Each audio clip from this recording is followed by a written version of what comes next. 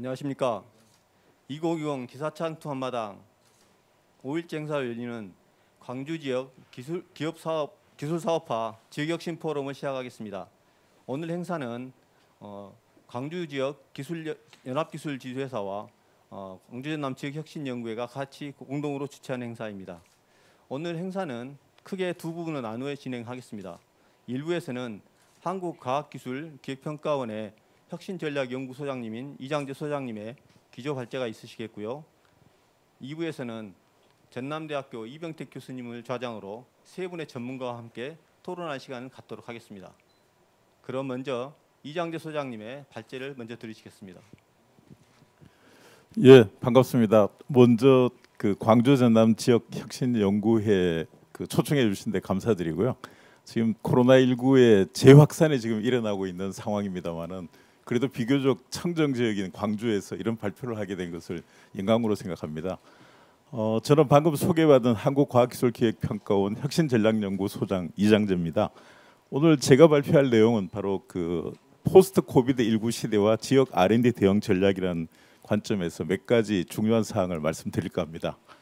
먼저 간략하게 저 소개하는 시간부터 가지도록 하겠습니다. 저는 88년부터 과학기술 정책을 시작해서 99년도에 키스텝으로 가서 쭉 일을 해왔었습니다. 아마 지금 현재 과학기술정보통신부의 기술혁신 본부와 관련해서 좀 지속적으로 좀 연구를 진행을 했었고요. 2013년부터 16년도까지는 과총 정책연구소장직을 좀 임했었고 현재는 키스텝 혁신전략연구소장으로 지금 업무를 수행하고 있습니다. 제가 했던 몇 가지 소개를 해드릴까 합니다. 과학기술 정책론을 공저로 지은 적이 있고요. 그리고 4차 산업혁명 시대의 기업가정신 플러그인이라는 책이라든지 그리고 한국 제4차 산업혁명 연구 그리고 최근에는 국가혁신 체계 NIS와 관련된 연구를 주로 하고 있고요.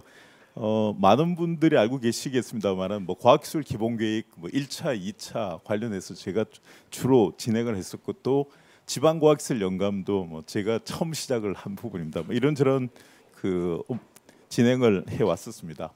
오늘 드리고 싶은 말씀은 아마 최근에 일어나고 있는 코비드19 실태에 대해서 말씀을 드리고요. 그리고 이로 인한 사회 경제적 영향 그리고 이러한 사회 경제적 영향이 어떠한 패러다임 변화로 전개되고 있는지를 좀 말씀드리고자 하고 그리고 주요국의 대응 그리고 여기 광주 지역이기 때문에 지역 R&D 대응 전략은 어떻게 가져가면 좋은지 그리고 결론 이렇게 진행하도록 하겠습니다. 먼저 간략하게 코비드19 실태에 대해서 좀 말씀을 드리겠습니다. 어제 저녁 봤더니만 약 전 지구적으로 4,400만 명이 지금 감염이 되어 있습니다. 그리고 지금 미국과 유럽 중심으로 해서 제2의 확산이 또 전개되고 있어서 한국도 굉장히 지금 조심스럽게 접근해야 되지 않을까 생각이 듭니다. 사망자 수가 보니까 지금 한 117만 명 정도 되고요. 그리고 한국 경우는 그래도 굉장히 선방하고 있습니다. 어제 저녁 숫자로 보면 약 2만 6천 명이고 한 461명 정도가 사망자로 나타나고 있고요.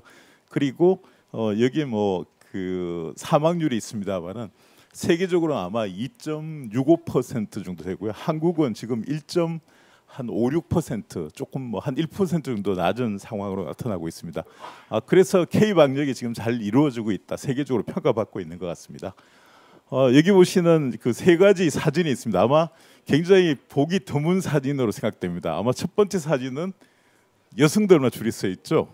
그리고 이건 지금 페루 사진입니다.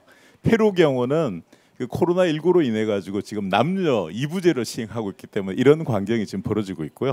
그리고 이 부분은 인도 뉴델리에서 많은 노동자들이 지금 일자리가 없어지자 고향으로 돌아가기 위해서 정부가 지금 준비해준 버스를 타려고 기다리는 광경이고요. 이건 미국에서 지역 봉쇄가 일어나니까 지금 이게 북한이냐 우리 세력의 자유를 달라 이렇게 지금 주장하고 있는 사진들입니다. 팬데믹이라는 아마 용어가 지금 이번 세대에 가장 지금 유명해졌지 않을까 좀 생각이 듭니다. 지금 신자유주의고 세계화가 가장 극대화되는 상황에서 이러한 감염병, 세계적인 전염병 현상이 나타나고 있는 상황이고요. 보시면 아시겠습니다만은 점점 더 이러한 팬데믹이 자주 일어나고 있습니다. 그래서 지금 많은 전문가들이 걱정하고 있는 게 앞으로도 자주 다가올 거다 이런 걱정을 하고 있고요. 또한 뭐 과거는 이 그 14세기 한 중반 정도 흑사병 같은 경우는 2억 명이 사망을 했습니다. 그리고 천년두 같은 경우는 약 한 뭐 그 2천만 명 정도 사망한 그런 사례들이 있고요. 최근에 와서는 뭐 조금 더 그 실제로 사상자 수는 적은 편이고 자주 일어나는 게 현재의 상황입니다. 그렇기 때문에 이 팬데믹의 역사를 쭉 그 유추해 봤을 때 앞으로도 자주 오기 때문에 뭐 여기에 대한 많은 대비가 필요하다 이런 말씀을 좀 드릴 수가 있습니다. 이번 코비드19가 아마 굉장히 특이하다고 좀 말씀을 드릴 수가 있습니다. 지금까지의 많은 팬데믹 경우는 이렇게 일자리 문제가 심각해진 적이 없습니다. 왜냐하면 많은 사망자가 있든지 아니면 오히려 그 일자리 일할 사람이 없는 상황 뭐 이런 상황이었다 그러면 이번 코비드19 같은 경우는 이게 지금 그 감염률이 높고 잠복기가 길고 치료 기간이 길고 치사율이 낮고 또 세계가 지금 전 그 세계화가 극도로 지금 발달돼 있던 상황에서 빨리 지금 돌아가고 있는 상황이다 보니까 그 지역이 봉쇄되고 또 그 이 사회가 제대로 그 경제 활동이 이루어지지 않다 보니까 일자리가 없어지는 그런 심각한 문제가 있습니다. 아울러 뭐 얘기했습니다만은 백신 치료제가 뭐 많은 국가들이 지금 국제 공조를 통해서 개발을 하고 있습니다만은 아시다시피 치료제 하나가 나오려 그러면 기본적으로 10년이 걸립니다. 그래서 기업에서 이런 그 감염병 치료제 개발은 제대로 하지를 않습니다. 왜냐하면 수익이 별로 없는 거죠. 10년 후에 개발하고 나면 지나가는 거죠. 그런 문제들이 있습니다. 그렇기 때문에 지금 주로 그 많은 국가들이 노력하고 있는 것들은 기존 치료제 중에서 이번 그 정상에 그 뭐랄까 치료에 도움이 되는 부분들 찾아내기 위한 노력을 하고 있고요. 백신도 지금 기존의 어떤 그 독성이 검증된 부분에 있어서 어느 정도 그 이 면역력을 기르느냐 이런 쪽으로 지금 노력을 하고 있습니다. 말씀드렸듯이 워낙 지금 그 지역 봉쇄 또 경제가 그 제대로 돌아가고 있지 않다 보니까 심각한 일자리 문제가 생기기 때문에 이번 그 코비드19 경우는 아마 세계적으로 유례가 없는 그리고 아마 세대적으로도 거의 유례가 없는 새로운 하나의 팬데믹 현상이라고 말씀을 드릴 수가 있습니다. 뭐 지금 많은 국가들이 치료제 개발 많이 하고 있죠. 그리고 얼마 전에 바로 그 미국의 렘데시비르 같은 경우 뭐 어느 정도 그 치료제로 지금 인정하는 경우도 생기고 있습니다. 그렇지만 굉장히 많이 지금 관심을 가지고 있는 게 바로 이 백신 개발입니다. 이 백신 개발도 뭐 기본적으로는 한 1년 정도 장기간에 걸리기 때문에 미국에서 아마 올 그 전반기 아니면 올 후반기에 적어도 뭐 하나 좀 만들 수 있지 않을까 그 얘기가 있었습니다만 지금까지 나오는 얘기들 보면 내년 한 하반기 정도 돼야지만 좀 가능하지 않을까 그렇게 예측을 하고 있습니다. 실제로 이와 관련해가 재미있는 그 하나의 그 뉴스가 지난 7월 27일 날 발표가 됐죠. 하나는 그 잘 아시는 그 감염병 그 연구소장 앤소니 파우치 소장께서 한 10월 정도 되면 백신 하나 정도가 개발되지 않을까 하는 발언을 했습니다. 아마 이건 트럼프 행정부의 굉장한 그 압력에 의해서 그런 발표를 했는데 약간 애매한 실제로 발언입니다. 그런데 한국 그 뉴스에서는 하나쯤 이 치료제가 개발될 수 있다 이런 식으로 긍정적으로 봤을 거예요. 근데 상당히 좀 애매한 쪽으로 얘기를 했습니다. 그렇게 하고 그날 또 동시에 구글에서는 그 구글의 경우는 그 직원들의 재택 근무를 내년 7월까지 연장할 가능성이 있다. 그렇게 발표를 했습니다. 여러분 같으면 어느 쪽을 믿겠습니까? 지금 뭐 거의 그 구글의 예측력에 대해서는 잘 알고 계실 겁니다. 아마 지금 많은 전문가들이 적어도 내년 하반기 정도 돼야지만 이 문제는 어느 정도 조금 정리될 수 있지 않을까 그렇게 지금 예측을 하고 있는 게 현재의 상황입니다. 이러한 그 팬데믹이 그 확산되는 과정에서 그 OECD에서는 그 경제 전망을 지난 6월달에 발표를 한 게 있고요. 그리고 가장 최근에는 지난 9월달에 발표를 했습니다. 지난 6월보다는 올 9월달에 발표한 내용이 조금 더 호전적인 그 상당히 긍정적으로 좀 바뀐 부분이 있습니다. 그런데 저는 지금 약간 OECD가 좀 너무 빨리 발표했지 않을까 그런 생각이 듭니다. 지금 뭐 최근에 일어나고 있는 미국과 유럽의 그 더블 hit그두 번째 지금 재확산 현상들이 지금 벌어지고 있기 때문에 조금 우려되는 부분이 있습니다만은 지난 6월달에 발표한 내용을 보면 세계 경제가 한 마이너스 6% 정도 올해 가능할 거라고 얘기를 했고요. 최근에 그 발표한 내용을 보면 약 마이너스 한 4.5% 정도로 지금 발표를 하고 있습니다. 그리고 대한민국 경우는 그 6월달 발표했을 때 싱글 히트 경우 그러니까 한 번에 그 확산이 있는 경우는 마이너스 1.2% 그리고 더블 히트 경우는 마이너스 2.5% 정도를 봤었는데 이번 9월달 발표를 보면 대체로 한 1% 정도 마이너스 성장을 예측한다고 해서 대한민국이 굉장히 선방하고 있는 상황입니다. 그렇지만 자세히 보시면 아시겠습니다만 대한민국의 경우 실제로 2021년도 성장률이 조금 그 저조한 편입니다. 그래서 아마 이번 정부에서도 뭐 그 뉴딜 한국판 뉴딜을 통해서 새로운 어떤 성장을 준비하고 있는 것도 이러한 그 이유 때문이지 않을까 그런 생각을 해봅니다.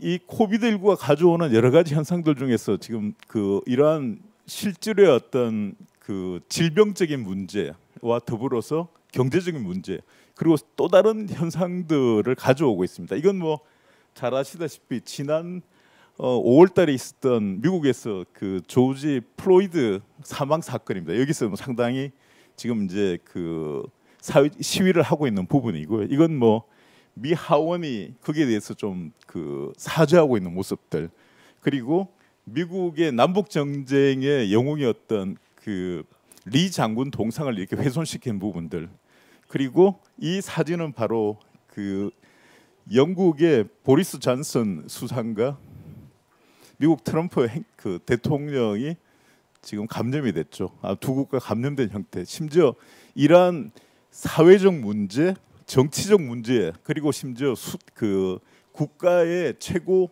지도자가 감염되는 이런 현상으로까지 번지고 있는 게 현재의 상황입니다. 이와 같은 그 상황을 전제로 했을 때 사회 경제적으로 어떠한 영향을 미치는지 한번 살펴보도록 하겠습니다.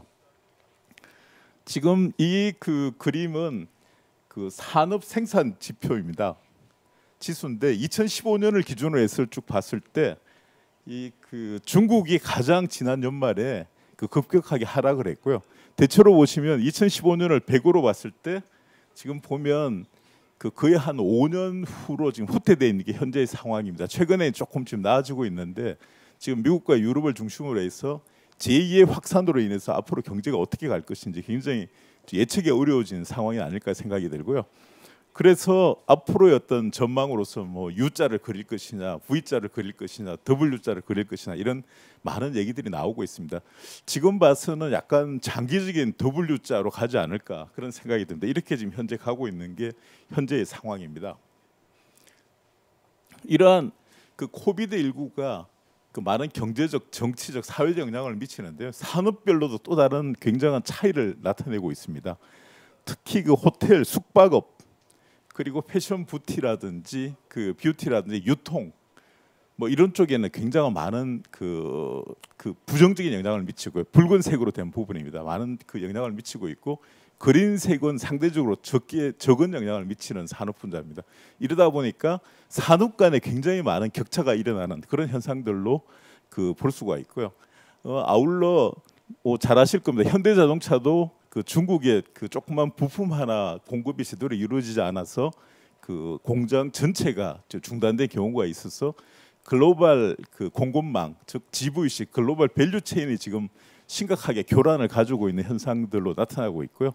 또 앞에서 말씀드렸습니다마는 주로 그 대면 서비스업들 뭐 이런 산업이 심각하게 타격을 받다 보니까 이게 또 전체 경제에 영향을 미쳐서 기업의 자금 시장이 점점점 어려워진다든지 압축을 받고 이게 좀 장기화될 때 기업의 구조조정까지 가면 또 다른 그 실업 문제가 심각하게 일어나지 않을까 해서 우려되고 있는 부분입니다. 이러다 보니까 많은 그 글로벌 그 국가들이 심각한 그 재정 지출을 해서 어떻게 하든 간에 이 그 코로나19를 빨리 종식시키고 아울러 이 피해받는 계층, 산업, 기업들을 지금 구제하려고 노력하는 것들이 이러한 이유 때문이 아닐까 생각이 됩니다. 말씀드렸듯이 지금 사회 경제적 영향 중에서 굉장히 큰 그 부분 중에 하나가 바로 글로벌 가치 사슬의 변화입니다. GVC 문제인데요. 뭐 아시다시피 지금 그 세계는 워낙 지금 그 세계화가 그 극대화되어 있는 상황이고 자유주의 신자유주의로 인해서 효율화를 강조하는 상황이 되다 보니까 모든 하나의 제품이 이제 한 국가가 순수하게 그 소재 부품부터 시작해가 최종 완제품을 만드는 경우가 거의 없습니다. 심지어 최근 OECD 자료를 보면 여러분 아시는 아주 단순한 자전거 한 대 만드는데도 최소한 10여 개의 국가가 지금 참여를 하고 있습니다. 그런 상황입니다. 그러다 보니까 이렇게 그 코비드19로 인해서 하나의 어떤 그 소재 부품 쪽이 그 제공하는 그 재료가 중단이 되니까 뭐 전체적인 공급망이 무너지는 그런 심각한 현상으로 나타나고 있고요.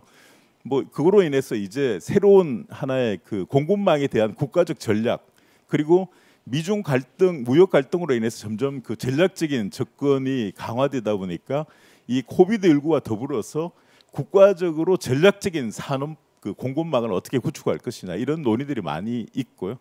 특히 뭐 미국이나 영국 경우는 이번 그 코비드19로 인해서 주로 그 의약품 재료들이 주로 인도와 중국에서 들어왔었습니다. 그게 지금 봉쇄되다 보니까 빨리 대응하기 어려운 그런 문제들이 많이 나타났었습니다. 그래서 어떻게 하면 이러한 그 글로벌 공급망 체계 개입을 줄이고 독립성을 길러야 될 것이냐 그런 국가 전략이 좀 심각하게 논의되고 있는 상황들입니다. 뭐 이로 인해서 이제 리쇼어링이 많이 지금 이제 논의되고 있죠. 근데 한국적 상황에서는 굉장히 좀 어려운 부분이 있습니다. 아시다시피 한국은 지금 수출 위주로 지금 먹고 사는 국가다 보니까 성장이 또 수출에 의해서 많이 일어나고 있고요.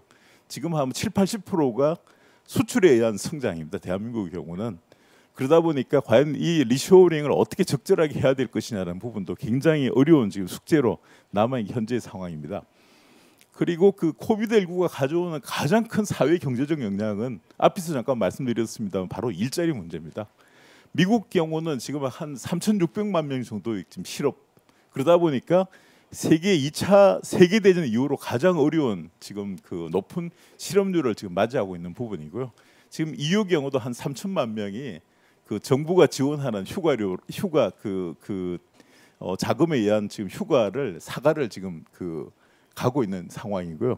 그리고 중국도 약 한 6% 정도까지 지금 실업률이 증가되고 있는 상황입니다. 그리고 지난해까지만 하더라도 일본은 굉장히 고용률이 좋다 그랬습니다만은 뭐 최근에 보면 한 그 2.5%까지 높아지는 실업률이 높아지는 그런 세계 전체가 그 이런 일자리 문제로 지금 굉장히 그 고민을 하고 있는 상황이 현재의 상황이라고 보고요.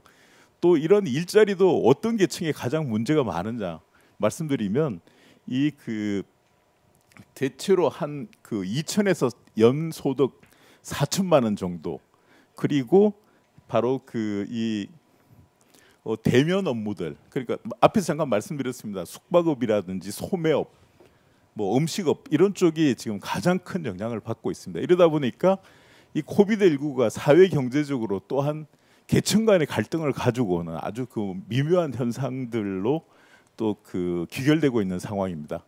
그래서 얼마 전까지만 해도 굉장히 이 용어가 유행이 됐죠. 티슈 인턴이라고 그랬죠. 즉 한 번 쓰고 버리는 특히 젊은 세대들이 과연 이런 쪽 인턴도 해야 될 것이냐 할 정도로 좀 심각한 문제가 되고 있고 현재도 지금 되고 있는 상황입니다. 20대 취업자 정감 추이가 좀 늘어나는 추세였고요. 그리고 실업 급여 같은 그 신규 신청자도 보면 지난 6월 경우에 약 한 44% 정도 증가하고 있습니다. 이 문제도 빨리 정부가 어떻게 하든 그 대책을 마련해야 될 심각한 상황이 아닐까 말씀을 드리고요. 그 이러한 코비드19가 바로 많은 부분 그 이 사회적 갈등을 가져오고 있습니다만은 그 중에 하나 대표적인 게 바로 소득 갈등이고요. 이건 뭐 지금 독일에서 일어나고 있는 하나의 시위 현상입니다. 빨리 일자리를 만들어 달라 이런 시위고요. 그리고 그 제일 밑에 있는 그림은 바로 그 코로나 젊은이들이 코로나 파티하고 있는 부분입니다. 그 정상자가 많다 보니까 젊은이들은 뭐 또 다른 이제 그 문화를 즐기겠다고 하는 부분이 있고요. 또 지금 코비드19가 주로 시니어 중심으로 이렇게 그 심각한 질병으로 다가오자 뭐 여러 가지 그 다른 현상들이 많이 나타나고 있는 게 사실입니다. 즉 뭐 사회적 연금 문제 같은 경우도 좀 이 문제로 인해서 어떻게 이게 앞으로 전개될 것인지 좀 봐야 될 부분이고요. 또 비대면 사회로 가다 보니까 이제 그 디지털 디바이드, 즉 이 그 모바일이나 디지털을 잘 활용할 수 있는 세대와 그렇지 않는 세대 간의 갈등이 또 나타나고 있는 게 현재 그 코비드19가 가져오는 사회 경제적 주된 영향입니다. 근데 역설적이지만 대한민국은 또 다른 자연 부분에 있어서 굉장히 다른 현상을 맞이하고 있습니다. 아마 올해 한 해 동안 지난해에 비교하면 미세먼지 문제가 상당히 지금 해결됐다는 거 아실 겁니다. 지금 그 왼쪽에 있는 부분이 바로 그 지난 1월 달에 있었던 지금 그 대기 사진입니다. 그리고 그 오른쪽에 있는 사진이 바로 2월 달에 있었던 대기 사진입니다. 뭐 중국에서의 공단이 그 공장 가동이 중단되자 대한민국의 대기가 굉장히 깨끗해진 그러한 현상으로 나타나고 있습니다. 아울러 뭐 이러한 그 코비드19로 인해서 지역이 봉쇄되고 공장 운영이 중단되다 보니까 지구가 조용해지고 또 깨끗해지고 물이 맑아지고 동물이 또 살기 좋아지고 심지어 지진 예측이 굉장히 좋아졌답니다. 지구가 조용해져서 이러한 역설적인 새로운 현상도 나타나고 있습니다. 뭐 일부 전문가분들은 이런 현상으로 인해서 그 오히려 지금 그 코비드19가 바로 환경 그 파괴에 의한 결과가 아니냐 그런 부분도 조심스럽게 예측을 하고 있는 것 같습니다. 이러한 사회 경제적 영향이 어떤 패러다임으로 지금 그 귀결되고 있냐 몇 가지 말씀을 드리겠습니다. 헨리 키신저 같은 경우는 뭐 세계 질서가 바뀔 것이다. 이 코비드19로 인해서 지금 아마 미중 갈등 문제라든지 또 아베 정권의 지금 이제 아베 수상의 지금 퇴진 또 그 아마 이번 또 트럼프 행정부도 어떻게 될지 모르겠습니다만은 그러한 그 세계 경제적 질서가 세계 경제적 정치적 질서가 좀 변화될 가능성이 있고요. 그리고 이번에 굉장히 뜬 또 유명한 학자가 있죠. 바로 지구는 평평하다를 쓴 그 토마스 프리드만 이 그 컬럼니스트입니다. 그 뉴욕 타임즈의 컬럼니스트인데 이 양반이 또 유명한 말을 했죠. 세계는 이제 BC와 AC로 나눌 거다. 비포 코로나와 애프터 코로나로 바뀔 것이다. 이렇게 해서 좀 유명한 또 그 명언을 남겼습니다. 그리고 뭐 여러 가지 그 월스트리트 저널이라든지 뉴욕 타임즈 같은 경우가 실제로 많은 그 일상의 생활들을 변화시키고 심지어 젊은이들의 어떤 그 데이트와 사랑 뭐 이런 것까지도 가족 문제까지도 많은 변화를 가져올 거다. 그런 예측을 하고 있고요. 이게 처음에 아마 미국도 그렇고 뭐 대한민국도 그렇고 몇 개월 가다 이제 끝날 것이다 이렇게 예측을 했는데 오히려 지금 1년 가고 있고 한 2년 최소한 2년이 지금 가지 않을까 지금 예측을 하고 그러다 보니까 새롭게 나오는 용어가 이제 위드 코로나입니다. 바로 코로나와 같이 살아야 된다. 이제 뭐 그런 현상으로 그 전개되고 있고 위드 코로나와 관련돼서 많은 지금 정부들이 그런 전략적인 그 포지션 하에서 정부 정책을 준비하고 있는 것들이 많이 있습니다. 다행히 대한민국은 잘 지금 K 방역을 통해서 잘 진행하고 있기 때문에 그 애프터 코로나 아니면 포스트 코로나 얘기들을 하고 있고요. 심지어 조금 더 자신 있는 쪽은 비욘드 코로나 얘기까지 하고 있습니다. 한국판 지금 뉴딜 같은 경우가 어떻게 보면 그런 위드 코로나를 좀 벗어난 형태에서의 어떤 자신감 이런 것들이 그 포함된 용어라고 말씀을 드리고자 합니다. 그리고 이 코비드19가 가져온 사회 경제적 패러다임 변화로서 가장 또 유명한 용어가 바로 홈 루덴스족입니다. 아시다시피 지금 네덜란드의 역사학자인 그 요한 그 하위징어가 얘기한 호모 루덴스 즉 인간은 게임을 하는 그 동물이다. 뭐 호모 사피엔스 그러면 생각하는 사람이다. 아니면 호모 일렉트 그러면 걷는 사람이다. 이런 용어에서 실제로 그 호모 루덴스가 그 유의를 즐기는 게임을 즐기는 인간 이걸 굉장히 유명했습니다만은 여기에 아시다시피 E를 O로 바꿨죠. 이제 그 O를 E로 바꿨죠. 호모를 홈으로 바꿔서 홈 루덴스족. 이제는 그 비대면 사회에서 주로 집에서 모든 걸 즐기는 족이다. 이렇게 해서 홈 루덴스족이 굉장히 지금 유행을 하고 있습니다. 그리고 그러한 부분에 많은 비즈니스 모델이 현재 나타나고 있는 현재의 상황이고요. 그러다 보니 집에서 음식하고 먹고 게임하고 또 뭐 여러 가지 그 이 영화를 본다든지 그리고 책을 읽는다든지 뭐 재택근무 이런 것들이 활발하게 일어나고 있고요. 아마 재택근무의 시간을 몇 년을 아마 이 코비드 19가 한국에서 당긴 거로 생각이 됩니다. 그리고 그 온라인 교육도 아마 여기 대학 계시는 교수님도 몇 분 계시지만 그 과거부터 뭐 무크라든지 이런 현상으로 인해서 빨리 온라인 교육이 필요하다고 강조를 굉장히 많이 한 것으로 알고 있습니다. 그럼에도 불구하고 제대로 대비를 안 한 게 사실이죠. 근데 이번 사태로 인해서 굉장히 앞당겨졌고요. 또 어떤 분들은 뭐 너무 힘들어 가지고 오히려 조기 은퇴한다 이런 얘기도 지금 나오는 게 현재의 상황인 것 같습니다.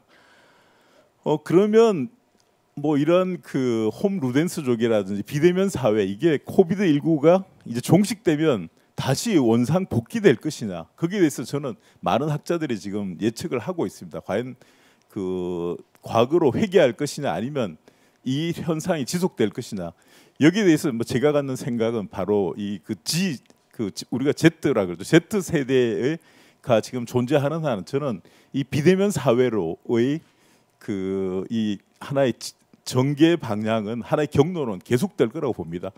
보통 이 Z 세대는 그 1990년 후반 내지는 2000년 초에 탄생한 그런 세대를 얘기를 합니다. 이 세대들은 엄마 뱃속에 있을 때부터 디지털에 익숙해진 바로 디지털 네이티브라고 합니다. 요즘 보면 어린애들이 어른보다 그 이런 스마트폰 더 잘 만지는 거 아실 겁니다. 뭐 워낙 익숙해졌기 때문에 이 세대들은 그 디지털과 또 독립적으로 그 이 여러 개체와 접촉하는 방법, 디지털로 접촉하는 방법에 익숙해졌기 때문에 저는 이 세대가 계속 성장하는 한 다시 그 코비드 19와 같은 세상으로 그 복귀하기는 쉽지는 않다.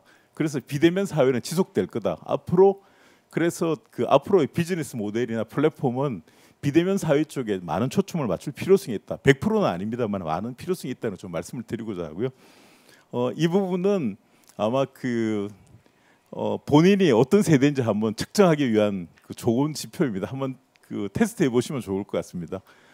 뭐 주로 컴퓨터 중심으로 하신 부분은 그 베이비 세대고요. 주로 모바일로 통해서 모든 뭐 그 교육이나 또 유튜브를 보신다든지 또 온라인 쇼핑을 한다든지 그러면 70% 이상 되면 그 Z 세대니까 한번 측정을 해 보셨으면 합니다. 그래서 이러한 이제 뉴 노멀 시대가 온 거죠. 아마 그 한 세대에 이렇게 뉴 노멀이라는 용어를 동시에 두 번 듣는 세대는 아마 지금까지 인류 역사상 없었다고 생각됩니다. 바로 제4차 산업혁명이라는 뉴 노멀이 한번 뭐 2016년부터 시작이 가지고 왔었고요. 그리고 바로 2020년에 또 다른 코비드 19라는 뉴 노멀이 왔습니다.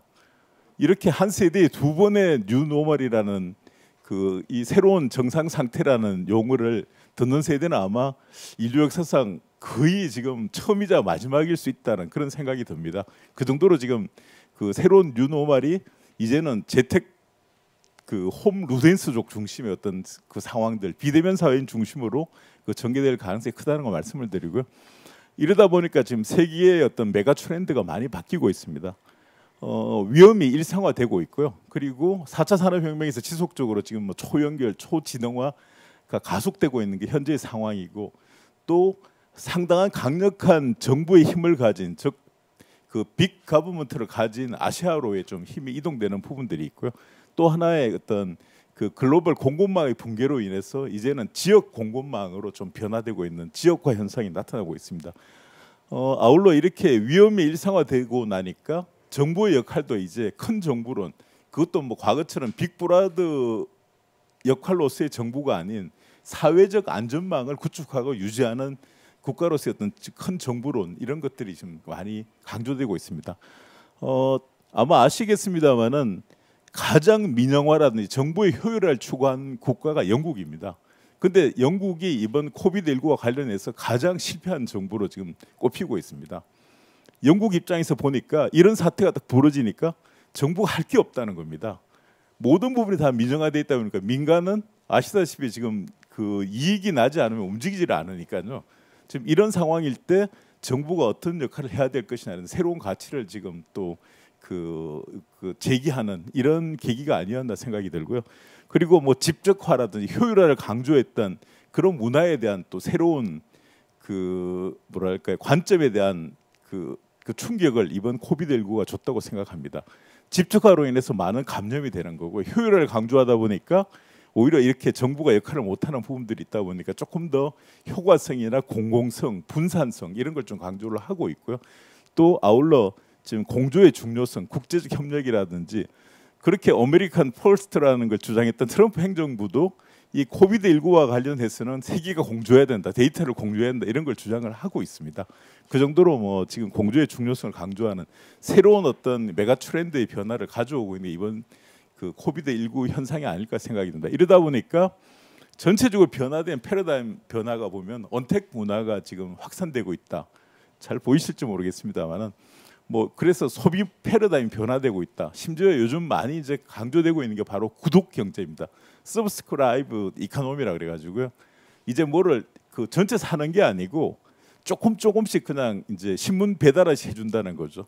심지어 이제 혼자 사는 싱글 그 하우스 같은 경우는 이제는 과일도 한 박스로 사는 게 아니고 과일 한 박스 사면 일주일에 한 5개씩 이렇게 배달해 주는 이런 형태의 새로운 구독 경제가 지금 강조되고 있고 여가 운동 방식도 조금 온택트 문화 뭐 또 온라인 뭐 게임 체험 이런 쪽으로 많이 바뀌고 있습니다.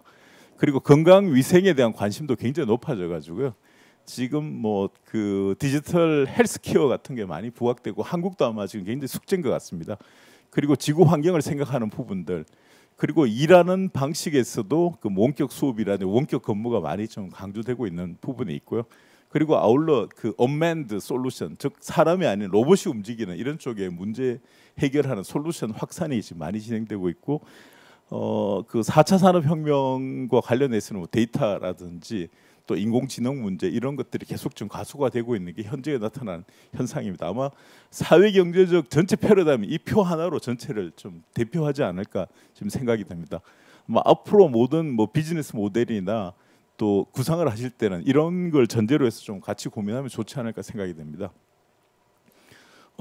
그 이 코비드 19가 뭐 그 앞에서 산업도 말씀드렸습니다. 분야에 따라서 다양하게 지금 그 차등 차별이 있는 그 변화를 가져오고 있죠. 아마 이번에 그 이 코비드 19와 관련해서 미국에서 가장 그 유통 쪽에서는 월마트가 가장 많이 혜택을 받았습니다. 왜냐하면 월마트가 주로 오프라인 중심으로 하다가 이번에 온라인으로 좀 많이 전개를 했죠. 그래서 많은 부분 지금 성장을 하고 있고요. 뭐 아마존은 아시다시피 원래 온라인으로 진행됐습니다만은 오히려 그 오프라인이었던 월마트가 그 온라인으로 전개함에 따라 오히려 좀 가져가는 그 쉐어를 가져가는 그런 현상들이 나타나고 있고요. 뭐 대한민국의 경우는 아시다시피 드디어 이제 온라인 매출이 오프라인 매출을 넘었었습니다. 이거는 이제 증가율이기 때문에 뭐 이 자체 그림은 아니고 이건 증가율이고 드디어 온라인 그 매출이 오프라인 매출을 넘어갔다는 말씀을 드리고자 하고요. 뭐 이로 인해서 그 재미있는 현상들이 많이 벌어지고 있습니다. 그 코로나 사태 이후에 제프 베이조스 같은 경우 재산이 약 한 44조 원 늘어났다는 지금 결과가 나타나고 있고요. 아마 뭐 여기서 적절할지 모르겠습니다만 이혼하면서 그 맥킨지 여사와 이혼하면서 한 40조 가까이 그 주식을 떼준 걸로 알고 있습니다. 그런데 코비드 19 현상으로 해서 오히려 다 회복된 그 정도로 전개가 되고 있고요. 또 유명한 그 페이스북의 CEO인 마크 저커버그 같은 경우도 약 한 37조 원 정도 재산이 물론 주식이겠죠. 주식이 증가됐고 한국도 최근에 다시 조금 바뀐 경향이 있습니다만은 얼마 전까지만 해도 카카오 이사장이었던 김범수 이사장이 지금 그 얼마 전에 작고한 그 이건희 회장 이어서 국내 그 2위 부자로 올라간 적이 있습니다. 이렇게 그 판도가 바뀌고 있는 거죠. 그렇기 때문에 그런 패러다임을 어떻게 빨리 올라타느냐에 따라서 그 상황이 많이 바뀔 수 있다. 누구에게는 해가 되지만 누구에게는 덕이 될 수 있다. 이런 걸 말씀을 드리고요. 그리고 문화 쪽에서도 지금 온택 문화가 확산되고 있습니다. 이 뭐 여기 계시는 분 아시는지 모르겠습니다. 이 방방콘이 굉장히 유명해졌죠. 바로서 그 방에서 듣는 방탄소년단의 콘서트라 그래가지고 지난 5월 달에는 무료로 뭐 전개를 했었고요. 그리고 지난 9월 달입니까? 유료로 했었죠. 뭐 이 많은 그 여기에 기록을 낳았습니다. 한 5천만 명이 뭐 그 접촉을 한다든지 동시에 또 약 한 뭐 200여만 명이 동시에 접촉한다든지 그리고 한 90분 정도 하면서 한 최소 수익이 한 200억 정도를 더 남긴 그런 그 비즈니스 모델에 따라서 어떠한 상황에 그 상황도 대처할 수 있다 이런 걸 그 알려주는 좋은 사례인 것 같습니다. 그리고 일하는 방식도 지금 이거는 아마 PC 활용을 어디서 많이 하느냐를 보고 있는데요. 주로 최근에 보면 바로 교육과 그 실제로 재택근무에 많이 그 PC 활용하고 있다 이런 현상이 나타나고 있고 또 그 언맨드 바로 로봇을 활용해서 지금 하고 있는 부분은 이번 코비드19가 가정에서 가장 그 유명해진 기업 벤처 기업이 바로 그 블루오션 로보틱스입니다. 아마 덴마크 회사인데 여기는 그 UV 그 자외선 통해서 소독하는 그 로봇을 만드는 회사죠. 이번에 많은 펀딩도 받았고 아마 이거 한 대 한 그 1억 원 정도 하는 걸로 알고 있습니다. 이렇게 해서 이제 소독을 병원에 소독을 하고 사람을 만나면 중단을 한다든지 한번 비교해 보시면 좋을 것 같습니다. 우리가 TV에서 보는 방역이 이렇게 하고 있는 부분하고 이렇게 UV 로봇이 움직이면서 소독하는 부분 과연 뭐가 더 바람직할 것인지 물론 뭐 고용 창출 측면에서는 현재 한국의 방식이 바람직하겠죠. 그렇지만 실제로는 이러한 그 언맨드 솔루션이 굉장히 중요하다는 걸 말씀을 드리고자 하고요. 그리고 중국에서 지금 하고 있는 그 네오릭스 자율주행 로봇이라든지 지금 미국에서 시행하고 있는 유로 그 자율주행 로봇 그 R2라는 부분들 한국은 이렇게 지금 체온 측정 정도 로봇이 하고 있는 상황인데 조금 아쉬운 부분도 있고요. 이러다 보니까 점점 이제 세계는 비대면 사회로 지금 가고 있고요. 또 바이오 헬스가 또 굉장한 그 도전과 기회를 주지 않을까 생각이 들고 위험 대응이 지금 일상화되고 있고 이제 다시 새로운 그 협력을 전제로 한 자국 중심주의 현상이 지금 일어나고 있고요. 그리고 뭐 K 방역을 통해서 한국의 위상이 좀 올라가고 있는 이러한 그 현상으로 나타나고 있습니다. 뭐 주요국의 대응들을 보시면 지금 이 그 코비드19라 해가지고 주로 그 이러한 그 건강 문제 그리고 그 이 방역 문제에 많은 돈이 들어가는 게 아니고요. 가장 많은 돈이 들어가는 건 바로 기업과 가게 어려운 가게를 지원해주기 위한 부분에 많은 돈이 들어가고 있습니다. 그만큼 지금 경제가 심각하고 모든 정부 정권의 입장에서는 그 부분에서 중요한 상황이 되어버렸습니다. 미국 같은 경우도 지금 엄청난 돈을 붓고 있죠. 최근까지만 하더라도 한 4조 달러 정도를 썼습니다. 미국 정부 1년 아마 정부 예산이 한 4.2조, 한 3조 정도 됩니다. 1년 예산 정도를 바로 뭐 우리로 얘기하면 추경 같은 그 재정 그 추가 지출로 지금 하고 있고 한 3조 정도를 준비 그 5차로 준비하고 있다가 이번 아마 곧 이제 대선이 있다 보니까 그건 좀 어렵지 않을까 상황이 때문에 모든 국가들이 이렇게 어렵다 보니까 어마어마한 돈을 풀어서 지금 경제를 회복하고 일자리를 만들려고 노력을 하고 있습니다. 그렇지만 뭐 지금 돈이 잘 돌질 않죠. 경제가 돌아가야지만 돈이 도는데 돌지 않으니까 조금 이상한 쪽으로 돈이 가는 그런 현상들도 지금 나타나고 현재 상황이 아닐까 생각이 됩니다. 뭐 말씀드렸듯이 앞으로 미국은 바로 그 4차에 걸친 재정 지원 법안을 통과해서 시켜서 한 4조 달러 정도 풀었고요. 그리고 데이터 공유 같은 걸 강조하고 있고 또 아마 이 부분은 우리도 좀 상당히 그 벤치마킹 해야 될 부분이 있습니다. 빠른 그 코로나 연구를 위한 미국의 어떤 슈퍼컴을 활용한 민간 컨소시엄이 발족돼서 지금 그 국가 총체적인 어떤 노력들을 지금 현재 전개하고 있는 현재의 상황입니다. 이렇게 이제 미국이 지금 전개되고 있고요. 그리고 영국, 뭐 독일, 프랑스도 각각 그 독자적인 부분에서 그 대응하기 위한 노력을 많이 하고 있습니다. 영국 같은 경우는 실제로 공공 R&D 투자 증가를 통해서 그 경제를 회복하자 이런 쪽으로 지금 가고 있는 독특한 현상이 나타나고 있고요. 그리고 뭐 한국도 많은 지금 그 전개되고 있는 거 뒤에 말씀드리고자 하고요. 일본 같은 경우도 그 많은 지금 재정 투자 지금 하고 있고 일본은 그 동경 올림픽으로 인해서 상당히 제약 그 조건이 많았던 걸로 알고 있습니다. 그리고 최근에 중국도 이번 그 코비드19와 관련해 가지고 그 제조 그 매뉴팩처링 2025가 지금 그 미국에 의해서 많은 제재를 받다 보니까 그 국가 GDP 대비 한 2.5% 투자해 가지고 이제 독자적인 기술 개발하겠다는 거 이번에 많이 좀 강조를 하고 있습니다. 이건 뭐 한국의 지금 그 대응입니다. 한국도 아시다시피 이번 그 3차에서 한 35조 원 정도 해서 한국판 뉴딜을 포함한 지금 그 추경을 지금 그 의사 결정을 했었죠. 그리고 코로나 대응하기 위한 R&D 투자 방향도 2021년도 이런 방향으로 지금 전개를 하고 있는 게 상황이고요. 그리고 한국판 뉴딜, 뭐 그 디지털 뉴딜, 그린 뉴딜, 휴먼 뉴딜이라고 얘기하는 부분은 실제로 이런 3차 재정 지원 한 35조 원 중에 일부가 지금 포함이 되어 있습니다. 그리고 이건 그 장기적인 그 전략이다 보니까 조금 그 앞으로 어떻게 전개될 것인지 한번 두고 봐야 될 것 같고요. 한국판 뉴딜은 지금 뭐 말씀드렸듯이 크게 세 개 분야 그리고 각각의 그 9대 분야별로 전체가 28개 프로젝트로 현재 전개되는 게 현재의 상황입니다. 이건 조금 참고하시면 될 것 같습니다. 뭐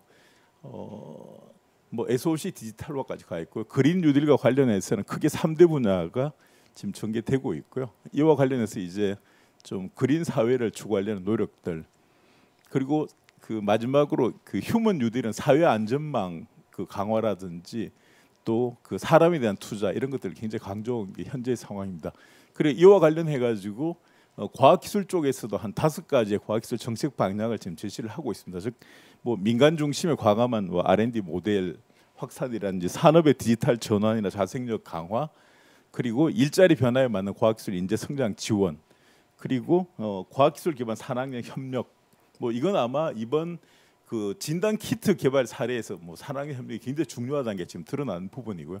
그리고 K 방역이라는 걸 통해서 과학기술 외교 글로벌 리더십을 확보하려는 노력들을 현재 전개를 하고 있습니다. 과연 앞으로 어떻게 대응해야 될 것이냐 여기서 간략하게 좀 말씀을 드리겠습니다. 현재 그 국가 정부에서 한 30개 정도의 그 유망 중점 기술을 지금 채택을 하고 있습니다. 앞으로 아마 R&D 계획이나 뭐 기업에서도 기술 개발과 관련해서는 아마 이 부분을 참고하셔가지고 좀 하시면 좋지 않을까 말씀을 드리고요. 그리고 협업과 관련해서는 최근에 지금 많이 나타나고 있는 게 과거에는 트리플 헬릭스였죠. 그 산학년이 협력해야 된다. 이제는 산학년 민입니다.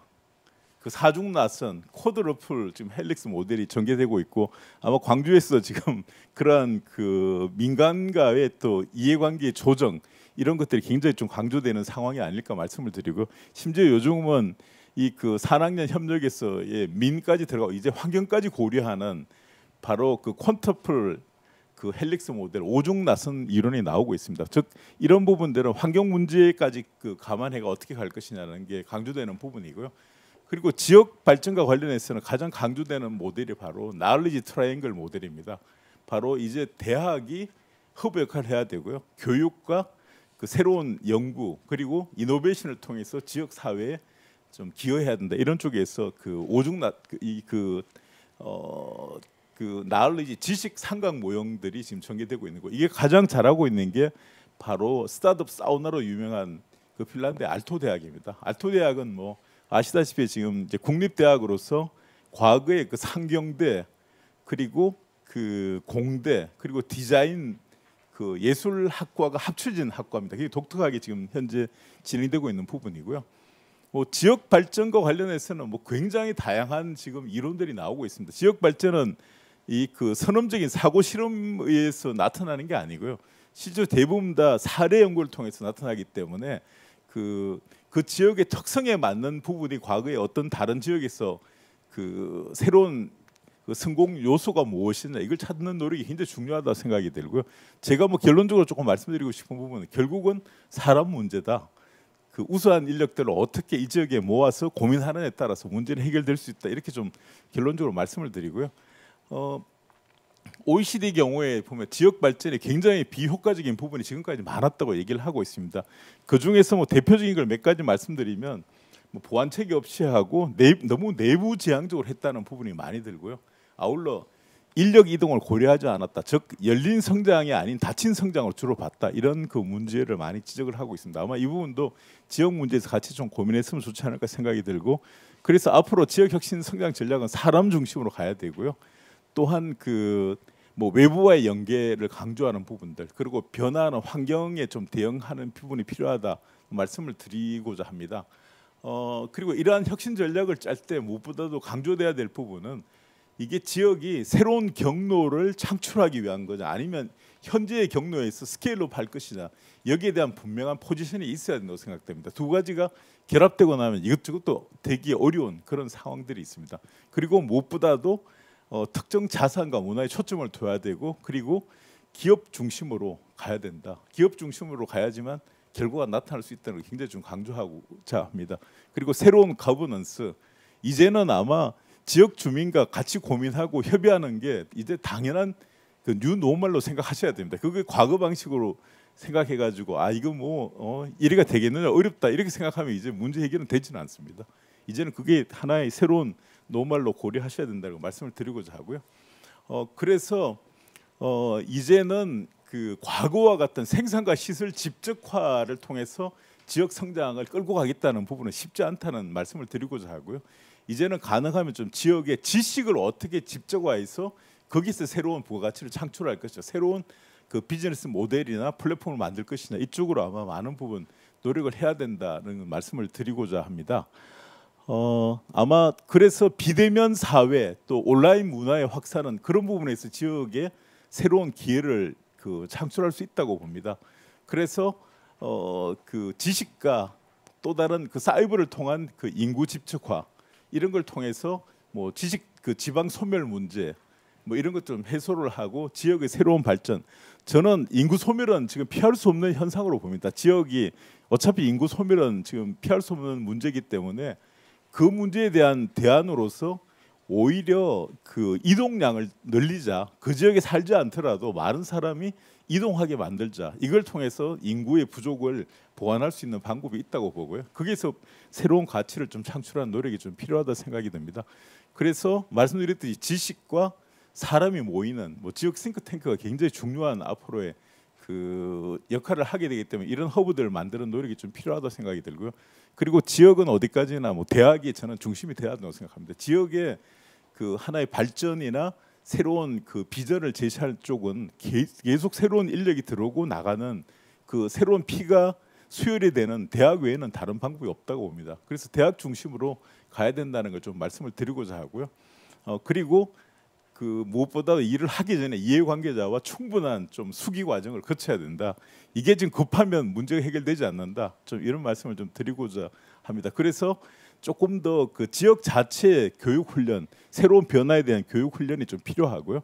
그리고 열린 성장을 위해서는 과감하게 많은 좀 새로운 정보, 그 기술 이런 그 부분들이 들어올 수 있는 너무나 강한 지역 연대는 오히려 그걸 방해하기 때문에 조금 더 그 위크 타이라 그럴까요? 그런 네트워크를 통해서 많은 정보들을 가져오게 할 수 있는 방법이 좀 필요하지 않을까 말씀을 드리고요.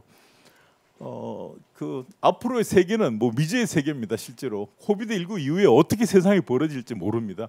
계속 갈지 어떻게 할지 모르기 때문에 또 이건 하나의 저는 새로운 그 위기이자 기회이기 때문에 이 부분에서 앞으로 어떤 방향을 찾고 전략을 가져가느냐에 따라서 지역의 다시 또 새로운 흥망성쇠가 전개되지 않을까 생각이 들고요. 그리고 뭐 예산 측면에서는 아마 지금 한국판 뉴딜 쪽을 많이 활용할 수 있는 방향으로 가야 된다는 생각이 들고, 그리고 지역 자체가 갖는 핵심 역량들을 어떻게 키워낼 것인가도 굉장히 중요한 부분이기 때문에 사람 중심, 지식 중심의 지역의 혁신 역량을 갖는 부분이 좀 굉장히 중요하다 이런 말씀을 드리고요. 그리고 지역의 기업가 정신, 뭐 이건 그 일반 기업가 정신, 뭐 스타트업만이 아니고요. 실제로 저는 지역의 그 지자체의 기업가 정신이 굉장히 중요하다고 봅니다. 제가 아마 다녀보면 지자체의 기업가 정신, 퍼블릭 앙트레프런십이 가장 약합니다.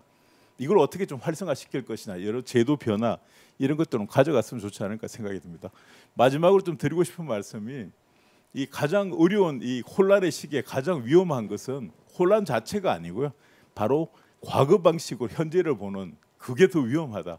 그렇기 때문에 새로운 변화에서는 새로운 변화에 맞는 사고방식, 로직으로 대처하고 준비하는 노력이 필요하다. 이런 말씀을 드리면서 제 발표를 마치도록 하겠습니다. 네, 감사합니다. 네. 이장재 소장님의 발표가 있었습니다.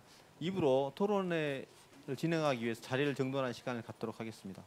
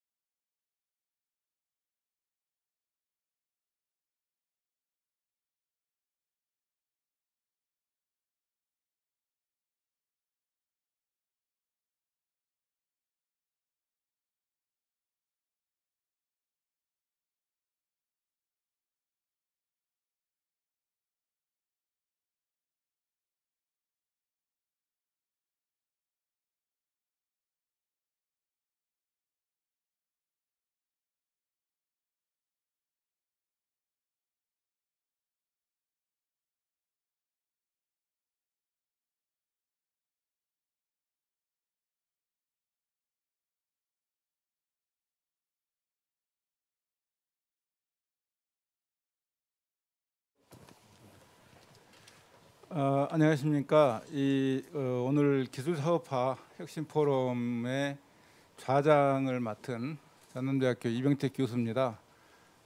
같이 이 행사를 연구개발특구와 같이 주관하고 있는 광주전남 지역혁신연구회 회장을 맡고 있습니다. 오늘 여기 토론자로 나와주신 그리고 주제 발표를 해주신 분들을 간단하게 소개를 하겠습니다. 우선 그동안 이제 주제 발표 쭉 하셨던 우리 이장재 소장님 같이 토론해 주실 거고요. 그다음에 이제 광주전남 연구원의 융복합 산업연구실장을 맡고 계신 박웅희 박사님 토론해 주시겠습니다. 그다음에 전남대학교 교수님이시고 직전에 우리 광주 지역 사업평가단 단장을 맡아주셨 고생해 주셨던 김동근 교수님, 그다음에 주식회사 링크옵틱스 대표이사 사장님을 맡고 계신 최용원 사장님이 오늘 토론을 해주시겠습니다. 오늘 토론은 우선 이 세 분 토론자께서 간단하게 오늘 주제에 대해서 본인들의 이제 의견을 좀 말씀해 주시고, 그거에 대해서 이장재 박사님이 좀 답변 겸 여러 가지 또 견해를 말씀하시고, 저도 또 그거에 대해서 좀 간단하게 말씀을 드린 다음에 그다음에 좀 자유롭게 여러 가지 상황, 오늘 담론이 워낙 큰 담론이었기 때문에 자유롭게 논의를 토론해 보는 그런 순서대로 하겠고, 시간이 허용한다면 플로어에 계신 할 말들이 좀 많으신 분들이 오늘 전문가분들이 오셨기 때문에 그분들에게도 가능하면 기회를 드리도록 그렇게 노력을 하겠습니다. 그럼 우선 박 실장님, 박 박사님부터 시작하실까요? 네. 네, 알겠습니다. 광주전남연구원 융복합 산업실에서 근무하는 박웅입니다. 오늘 이장재 소장님께서 이제 포스트 코로나, 이제는 발제에서 하셨던 것처럼 위드 코로나와 같이 살아가는 뉴노멀 시대에서 어떻게 보면 모든 사회 경제적인 부분을 빨아들이는 블랙홀과 같은 그런 시대에 살고 있는 것 같습니다. 참 좋은 발제였던 것 같습니다. 방대한 양이었는데요. 저희들이 단편적으로 알고 있던 지식들을 코로나가 나와서 전 세계적으로 대응하고 있는 사례까지, 그다음에 저희들이 빠뜨리지 말고 큰 그림 속에서 저희들이 준비해야 되는 내용들을 모두 담고 있는 것 같습니다. 저희들도 저희 연구원에서도 코로나가 금년 초에 이제 발병을 하고 2월부터 코로나에 대한 연구들을 조금씩 했습니다. 그래서 관련된 동향들을 파악하고 피해 사례를 조사하고 그걸 지자체에서 할 수 있는 방안들을 광주와 전남에 이제 전달해주는 역할도 했었고요. 또한 3번 정도 세미나를 자체적으로 했었습니다. 산업, 주로 이제 비대면 산업을 어떻게 육성했으면 좋겠느냐, 코로나 이후에 도시 공간 환경 변화가 어떻게 될 것인가, 이걸 이겨내기 위해서 사회적인 담론, 사회적인 협의, 그다음에 인권에 대한 부분을 어떻게 고려해야 될 것인가, 이런 3번에 대한 세미나도 하면서 여러 가지 대안들을 발굴했던 적이 있습니다. 오늘 발표는 어떻게 보면 큰 그림이고 글로벌한 패러다임 변화에 대한 반응이었고요, 대응이었고, 그렇다면 저는 좀 더 미시적으로 그럼 국내로 좀 국내하고 지역에 대한 걸로 조금 압축을 해보고 싶습니다. 정부에서는 앞에 발제에서 있었던 것처럼 7월달에 한국판 뉴딜에 대한 방향을 설정을 했습니다. 160조 이상의 금액을 투자를 하는 걸로 되어 있고요. 3가지 축을 바탕으로 해서 발제의 내용과 같습니다. 이러한 것들은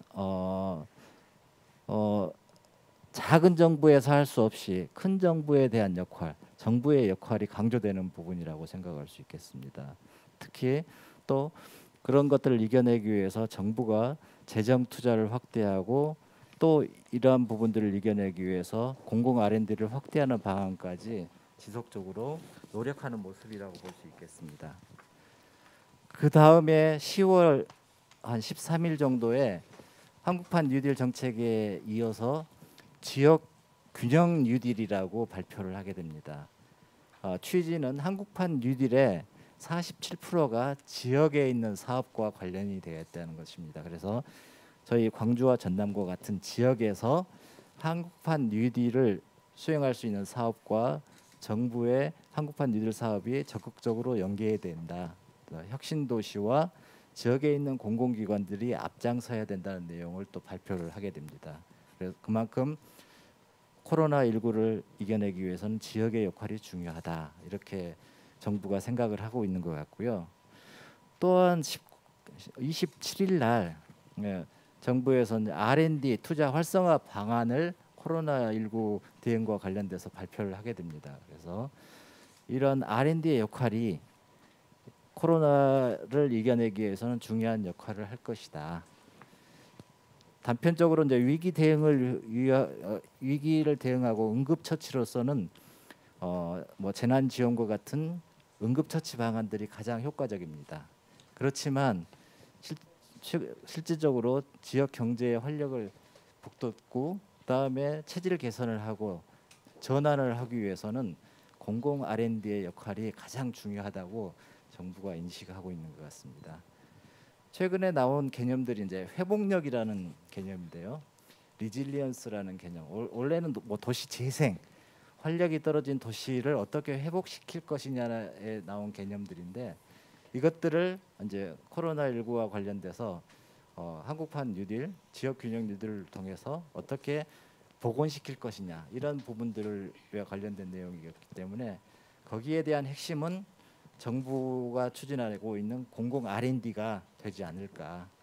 그렇게 공공 R&D를 적시적소에 이제 투자하면서 확대하면서 지역에 있는 경제를 활력시키고 회복력을 강화시킬 수 있는 역량을 배양시킬 수 있겠다. 그런 취지인 것 같습니다. 27일 날 발표 결과에 의하면 저희들이 아까 강조했던 바이오 복원에 대한 R&D 투자를 확대하겠다. 이런 부분에 인공지능과 ICT 기술을 접목시키겠다, 융합하겠다는 것들이 그렇게 해서 새로운 비즈니스 모델을 만들겠다는 게 큰 방향이고요. 보건 바이오뿐만 아니라 관광, 물류, 콘텐츠, 교육 이런 다양한 부분에 R&D 투자를 뭐 17조라고 발표를 하고 있더라고요. 17조까지 이제 확대하겠다는 공공 R&D 투자 확대를 이렇게 발표를 했습니다. 그만치 우리 경제가 우리 지역 경제가 회복하기 위해서는 R&D를 어떻게 활용하고 우선순위를 정해야 되는가에 대해서 중요하게 인식하고 있는 것 같습니다. 그와 관련돼서 이제 광주와 전남에서는 다양한 브랜드 시책을 추진하고 있습니다. 이것들과 관련돼서 공공 R&D가 적극적으로 연계되어야겠다는 게 저희 첫 번째 주장입니다. 광주는 인공지능 중심 도시를 달성하기 위해서 첨단의 집적화 단지를 조성하고 있습니다. 다양한 데이터들이 인공지능 데이터들이 이제 축적될 것이고요.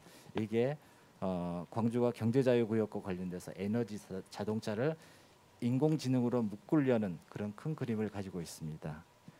또한 전라남도는 블루 이코노미 6대 과제, 6대 분야를 통해서 어떤 한국판 뉴딜에 대응하려는 노력을 하고 있습니다. 이러한 부분들이 서로 적극적으로 연계되어야 된다고 생각합니다. 현재 뭐 수도권과 비수도권 간의 어떤 격차 해소를 위해서 초광역에 대한 메가시티에 대한 내용들이 자주 언급되고 있는데요. 사실이 중요한 컨셉이지만 상당히 멀리 긴 안목으로 가야 되는 큰 그림일 수도 있습니다. 거기에 대한 전초로 저희들이 논의하는 것은 이제 경제적인 통합이고 제가 생각할 때는 경제적인 통합 이전에 R&D와 관련된 기능 등을 통합하는 게 아마 큰 초광역 사업의 큰 그림이지 않을까 그런 생각이 듭니다. 예를 들어서 광주하고 전남이 가지고 있는 R&D가 그렇게 크지는 않습니다. 그렇지만 이거 서로 관련된 부분, 관련된 인프라를 적극적으로 연계하면서 코로나19 비대면 기술과 관련된 부분들을 어떻게 산업화하는 것이 같이 고민하는 그런 장이 조속히 마련되지 않을까 이런 제안을 한번 해보고요. 이와 관련돼서 또 하나 우리나라는 이제 국가 R&D하고 지방 R&D를 이제 구분하고 있는데 어떻게 보면 국가 R&D는 대전에 집중되어 있는 경향이 있습니다. 그거는 뭐 70년도에 수도권에 있는 R&D 기관들을 지방으로 이전하기 위해서 이제 대전으로 이제 연구기관들을 집적했던, 그것도 이제 대전도 수도권의 분산화 정책에서 추진됐던 게 사실이지만, 지금은 이제 어떻게 보면 연구개발 R&D의 수도권은 이제 대전이라고 볼 수가 있겠습니다.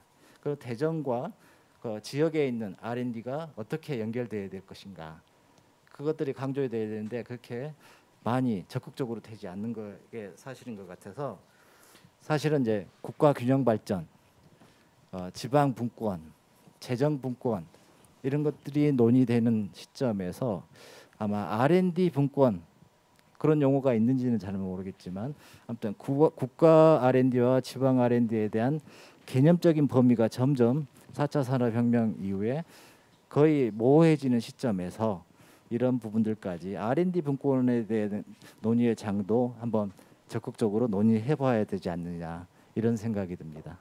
제 의견은 뭐 여기까지 하고 이렇게 같이 들어가겠습니다. 네, 수고하셨습니다. 그 박 시장님께서는 지금 진행 중인 우리 그 K뉴들이나 그 공공 R&D 같은 정부 사업에 대해서 쭉 설명을 좀 해주시고, 그다음에 이제 이런 걸 잘 활용하고 우리 R&D 방향을 설정하는 게 지역혁신에 필요하지 않는가. 그다음에 R&D 또한 분권하는 논의가 필요하다. 뭐 이런 내용의 말씀을 해주셨습니다. 그 다음은 우리 그 김동근 박사님 교수님께서 이어주시죠. 네. 저는 전남대학교 교수 김동근입니다. 오늘 한국과학기술평가원 이장재 소장님의 포스트 코비드 19와 지역 R&D 대응 전략에 대한 강의 잘 들었습니다. 많이 배웠습니다. 감사드립니다. 제가 평가단장으로 한 20년 가까이 있으면서 지역 산업에 대한 특히 R&D에 대한 그 관계된 일을 했기 때문에 오늘 패널로서 참여를 했지 않냐, 또 불러주셨지 않냐, 이렇게 생각을 합니다. 우리는 코로나 바이러스 19 바이러스로 인해서 많은 새로운 경험들을 했고, 그리고 또한 일상에 큰 변화를 가져왔고, 향후 백신과 치료제가 개발되더라도 미래에 대한 위험 일상화로 더욱 일상이 가속화되리라는 예상, 우리 모두가 수긍하고 있는 것 같습니다. 그래서 발표에 의하면 코로나19는 우리에게 산업 기술적 측면에서 크게 두 가지를 확인시켜 준 것 같습니다. 첫째는 글로벌 공급망의 교란으로 해서 소부장 분야의 핵심 기술의 자립화가 요구된다는 것이고요. 둘째는 감염병 대응 체계 구축 등 위기 관리에 대한 역량 확보를 위한 디지털 기반의 비대면 산업, 의학 바이오 산업 등에 대한 중요성 등을 우리들에게 확인시켜 줬습니다. 그렇지만 지금까지 제가 지역에 대한 기업들 육성을 지원해 오면서 우리 지역의 대다수의 중소기업들은 매우 영세하기 때문에 4차 산업혁명에 대한 기술 변화에 대응하는 데 상당 부분 어려움이 있었습니다. 또한 코로나 바이러스로 인해서 그 장기화됨에 따라서 경기 침체가 빠르게 진행되어 우리 지역의 제조업체 또한 심각한 위기 상황에 처해 있는 것이 현실입니다. 이와 같은 위기는 우리나라나 우리 지역만의 문제가 아니고 전 세계가 함께 겪고 있는 상황이라서 슬기롭게 극복만 잘한다면 우리에게 또 다른 기회가 주어지지 않을까, 이렇게 생각을 해봅니다. 따라서 지역 R&D 혁신 전략을 수립하기 위해서는 세 가지 점을 고려해야 된다고 생각을 합니다. 첫째로 포스트 코로나 시대는 소부장 분야 핵심 기술의 자립과 정부의 지역 R&D 투자에 대한 그 기본 방향을 점검하고, 이것을 토대로 해서 지역이 어떤 산업 분야에 중점을 두고 육성할 것인가를 고려를 해봐야 된다고 생각을 합니다. 그러나 지금까지 정부의 지역 R&D 정책은 꾸준히 투자 면에서 증가하고 있으나 여전히 이제 효율적 측면에서 문제가 되고 있다는 것이 여러분들의 아시고 또 평가하는 주제의 사실들입니다.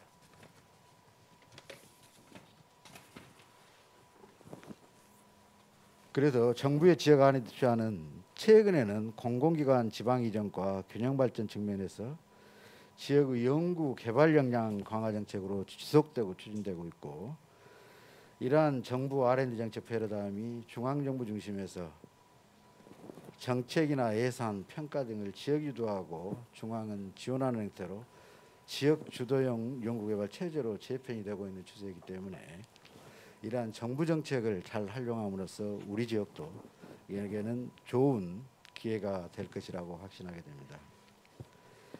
발제에서 보면 포스트 코로나 19 시대에 중점 유망 기술로 헬스케어, 제조, 교육 문화 등 8대 분야 30개 기술에 대해서 말씀을 하셨는데요.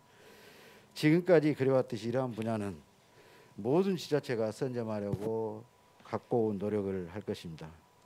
우리의 광주의 관점에서 살펴보면 재정 자립도나 지역기업의 영세성으로 인해서 타 지자체에 비해서 경쟁하기에는 다소 어려움이 있으며, 최근 들어 지자체의 책임성이 강화되면서 지방비 매칭에 대한 부분까지 지역산업 육성의 한계로 작용하지 않을까 하는 우려도 있습니다. 그래서 기존의 지역이 보유하고 있는 핵심 역량과 산업 발전 여건들을 기반으로 해서 융복합하고 지역 핵심 주체들이 서로 협력해서 노력한다면 좋은 성과도 있을 것으로 생각합니다. 그래서 포스트 코비드 시대에 대비하여 개방형 핵심 생태계를 구축하고 지역에 맞는 중장기 단기 산업 정책을 수립하고 추진해야 된다고 저는 생각을 합니다. 첫째, 단기적으로 관점에서 우리 지역의 핵심 주체가 보유하고 있는 전문 인력이라든지 시설, 장비 등 인프라를 적극 활용함으로써 경제적 어려움을 겪고 있는 기업의 시장 진입이나 공급망 확대를 한다든지 연구 시설, 장비, 인력, 인증, 분석 등을 적극적으로 활용하여 기업의 애로 기술을 해결할 수 있는 R&D에 집중 투자하는 것이 단기적인 과제가 되겠고요. 그러면서 우리 광주만의 차별화된 생태 기반의 지역 핵심 전략을 모델을 정립하는 것이 옳다고 생각합니다. 장기적인 관점에서 보면 4차 산업혁명이나 감염병 유행 등 미래 사회 변화에 대응할 수 있는 과학기술이나 R&D의 중장기 정책 수립과 지속적인 사업화 지원이 필요할 것입니다. 그렇기 위해서는 첫째, 지역 R&D에 대한 지자체의 역할이 강조돼야 한다고 생각을 합니다. 지금까지 지자체는 지역 R&D의 예산 결정권에 대한 그런 결정권이 없었으나 이런 예산 결정권을 강화시켜서 출연연이 본원에 종속되거나 예산에 종속돼서 지역 성장에 기여하지 못한 점들을 과감히 해결할 수 있는 환경을 조성해야 한다고 생각을 합니다. 그리고 또한 지자체가 중심이 되어 지역 R&D 거버넌스 역량을 강화해야 시켜야 된다고 생각을 합니다. 그렇기 위해서는 지역의 R&D 핵심 기관의 역할 재정립이 필요하다고 생각을 합니다. 지역에는 테크노파크, 특화센터, 그다음에 대학, 그다음에 연구소, 지원기관 등 많은 다수의 R&D 핵심 지원기관들이 분포해 있습니다. 그래서 이러한 기관들은 R&D 기획에서 연구개발, 기업지원, 기술 사업화 등의 다양한 역할을 수행하면서 기능과 역할이 중복돼서 비효율 등이 발생하고 있습니다. 이러한 지자체의 역할을 강조함으로써 R&D 정책기획이나 조정, 조사 분석 평가 등의 지자체가 컨트롤 타워가 돼서 이러한 코비드, 포스트 코비드에 대응을 해야 된다고 생각을 합니다. 따라서 이와 같이 지자체 역할 강화와 지역 R&D 핵심 기관 역량 강화를 통해서 보다 많은 지역의 창업 기회를 제공을 해야 할 것이고, 여기에 필요한 전문 인력들을 양성을 해야 할 것이고, 또한 우리 지역만의 미래 산업을 발굴하고 이러한 정책 제안들을 통해서 정부의 거대 사업들을 수주를 해야 된다고 생각을 합니다. 감사합니다. 예, 김동근 교수님 고맙습니다. 우리 그동안 우리 연구에서도 많이 논의를 해왔었습니다만은 지역 주도로 우리 그 지역 혁신을 지역 주도로 개편해야 되고, 그러기 위해서는 이제 기존 우리가 가지고 있는 혁신 역량 그리고 개방형 혁신 생태계를 구축하고, 그를 위해서는 그 지역의 그 R&D 가버넌스를 강화하고 새로 구축해야 된다. 뭐 이런 그 내용의 토론을 해주셨습니다. 다음은 우리 그 최영원 소장님 부탁드리겠습니다. 그 저는 여기 좌장으로 계신 이병택 교수님이나 많은 전문가분들이 이제 오래 전에 설립한 이제 광산업 부분에서 이제 광통신 부품하고 광기반 의료기기라고 하는 부분들을 16년째 이제 제조하고 있는 기업입니다. 인원 수는 25명. 이제 그런 이제 소규모 기업 입장에서 오늘 이정재 소장님께서 발제하신 내용에 대해서 몇 가지 공감하는 부분들이나 그런 의견 중심으로 좀 말씀을 드리고 싶습니다. 그 가장 중요한 것은 기존에 이제 효율 중심을 갔던 게 인풋 대비 아웃풋 나오는 그런 부분에서 어떤 목표를 바꾸고 효과가 있는 쪽으로 사회는 이제 바뀌어야 된다는 부분들 참 많이 동의하는 부분입니다. 이제 그런 측면에서 R&D 정책과 그다음 산업 정책 이런 부분들이 어떤 목표로 해서 갈 것인가 이런 부분들이 그 좀 빨리 논의가 돼가 정립이 됐으면 하는 부분들. 그리고 이제 공조의 중요성 부분에서 저는 이제 광산업 부분들에서 여전히 많은 성과들을 내었지만 좀 아쉬운 부분들이 하나 좀 있더라면요. 이 공조의 중요성 부분에서 좀 아쉬움이 있습니다. 그 R&D를 통해서 좋은 기술 제품이 나섰을 때 이게 산업으로 들어가서 산업 생태계 내에서 상위 바이오 그룹과 이런 부분을 론칭하는 부분들이 좀 어려웠던 경우들이 참 여전히 많이 있습니다. 한 예를 들게 되면 광통신 부품에서 이제 통신사들이 대부분 바이어들인데 제가 일본에 가서 후지코로나 이런 부분에 한번 납품을 해보려고 노력을 해봤던 적이 있습니다. 근데 거기는 WTO 협정에 철저하게 위반이 안 되면서도 자국 산업을 보호하는 그런 정책들. 한 예로 도쿄 인근 30분 이내에 AS를 할 수 있는 생산, 매뉴팩처링 사이트를 보유하고 있는지 결국 못 들어오게 막는 부분들이 있습니다. 하지만은 기존에 있었던 국내에 이제 최상위였던 통신사들은 이게 국내 제품이든 해외 제품이든 I don't care 이런 부분들 때문에 좋은 제품을 만들고서도 중국 제품 밀려가지고 일찍 어려움을 겪었던 그런 부분들이 있죠. 저는 이제 광의료를 하면서 또 다른 느낀 부분들이 여러 가지 R&D를 받아서 임상을 통해서 인허가를 내는데 7, 8년이 걸려서 좋은 제품을 만든다 하더라도 병원을 노크를 하게 되면은 이 제품을 어디에 팔았냐라고 하는 그런 질문들을 가장 많이 받게 됩니다. 그분들 입장에서 외산 장비에 너무 익숙해져 있고 이제 국산 제품에 대해서 물론 이제 등한시하는 부분들도 있지만은 저는 최종적으로 국내에 좋은 제품들이 나왔을 때 이것을 살 수 있는 환경들을 좀 조성하는 것, 살 수 있는 어떤 요건들을 마련해주고 국립병원 같은 경우는 국산 제품을 샀었을 때 가점을 줘가지고 좀 더 동기부여를 하는 이러한 이제 공조의 중요성, 민관 이런 부분들이 좀 더 강하게 결속이 돼야 된다라고 좀 생각을 합니다. 그리고 이제 코로나 시대 이후에 변화되는 이제 지역 혁신 전략 부분에서 이 말씀 좀 드려야 할 것 같네요. 아침에 저희가 이제 코트라를 통해 가지고 화상 바이오 상담을 했는데 실리콘밸리에 있는 교포가 그런 말씀들을 하시더라고요. 거짓 이제 멘붕 상태가 더더욱 상당히 안 좋아져가지고 근데 상대적으로 우리나라는 안정감 있게 잘하는 부분들 이런 부분들 아까 그 소장님 말씀대로 상당히 장점이긴 한데 결국에는 코로나라는 것이 잠깐 거쳐가는 홍역이든 아니면 장기 후유증으로 장기로 남는 것이든 우리는 향후에 어떻게 바뀔 것인가라고 하는 심각한 이제 도전적인 질문들을 받는 부분에서 저는 기존에 우리가 보이지 않는 미래를 어떻게 예측할 것인가 이것도 중요하지만은 다시 한번 뒤를 돌아보고 어떤 부분들을 점검해야 할 것인가 이런 부분들을 좀 돌아보는 계기가 되었으면 합니다. 그 중에 하나 기업 입장에서 어떻게 보면 기업은 상당히 수혜들을 사실 많이 받고 있습니다. R&D를 기획하고 그리고 R&D 비용을 통해서 제품을 만들고 이 제품에 대한 제품 고급화나 완성도를 높이는 과정들 그리고 마케팅을 위한 홍보물을 제작해주고 요즘에는 또 해외에 나가서 이제 해외 투자 유치 활동까지 사실은 어느 하나 부족함이 없이 전체적인 패키지로 상당히 많은 지원들을 받고 있습니다. 그럼에도 불구하고 중소기업 입장에서 가장 느끼는 애로사항들은 뭐냐면은 여기 계신 전문가분들도 느끼시겠지만 하이마트나 전자랜드를 갔을 때 GM, 지멘스 외산 제품과 국내 대기업 제품들 근데 이 중간에는 이제 중소기업 제품이나 중국 제품들이 있습니다. 중소기업 제품에 손이 안 가는 이유는 사실은 뭔가 2%가 부족한 부분들 이런 부분들 때문에 결국은 AS가 물론 안 되는 부분들 이런 부분들은 차체의 문제고 디자인이든 사이즈든 색상이든 뭔가 2%가 부족해서 거의 제품에 손을 안 가는 부분들이 있습니다. 저는 꼭 좀 개선이 되었으면 하는 부분들이 독일이 결국은 제조업의 강국이라고 했을 때 프라운호퍼를 많이 얘기들을 하죠. 저기에 연구소에 가게 되면 모터의 소음만큼은 줄일 수 있다.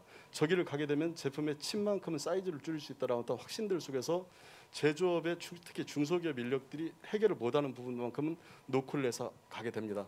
하지만 국내에서는 대부분 출연연이나 전문연 부분들은 이 부분에 대한 사실은 고려들이 되고 있지 않습니다. 물론 카라반 정책이나 기업 애로 기술 이런 부분을 통해 가지고 기업이 애로를 겪고 있는 기술에 대해서 컨설팅은 지원해 줍니다만은 이 부분이 3, 4일짜리 컨설팅이나 일주일짜리가 될 문제는 아니죠. 저는 정부 출연이나 전문연이 중소기업의 수탁을 받아가지고 애로 기술을 해결하는 쪽에 상당한 많은 투자가 이루어져야 된다. 이제 이런 부분들이 되게 되면은 중소기업의 제품에 대한 완성도 이런 부분들이 상당히 높아지기 때문에 이런 부분들이 좀 돼야 된다고 생각합니다.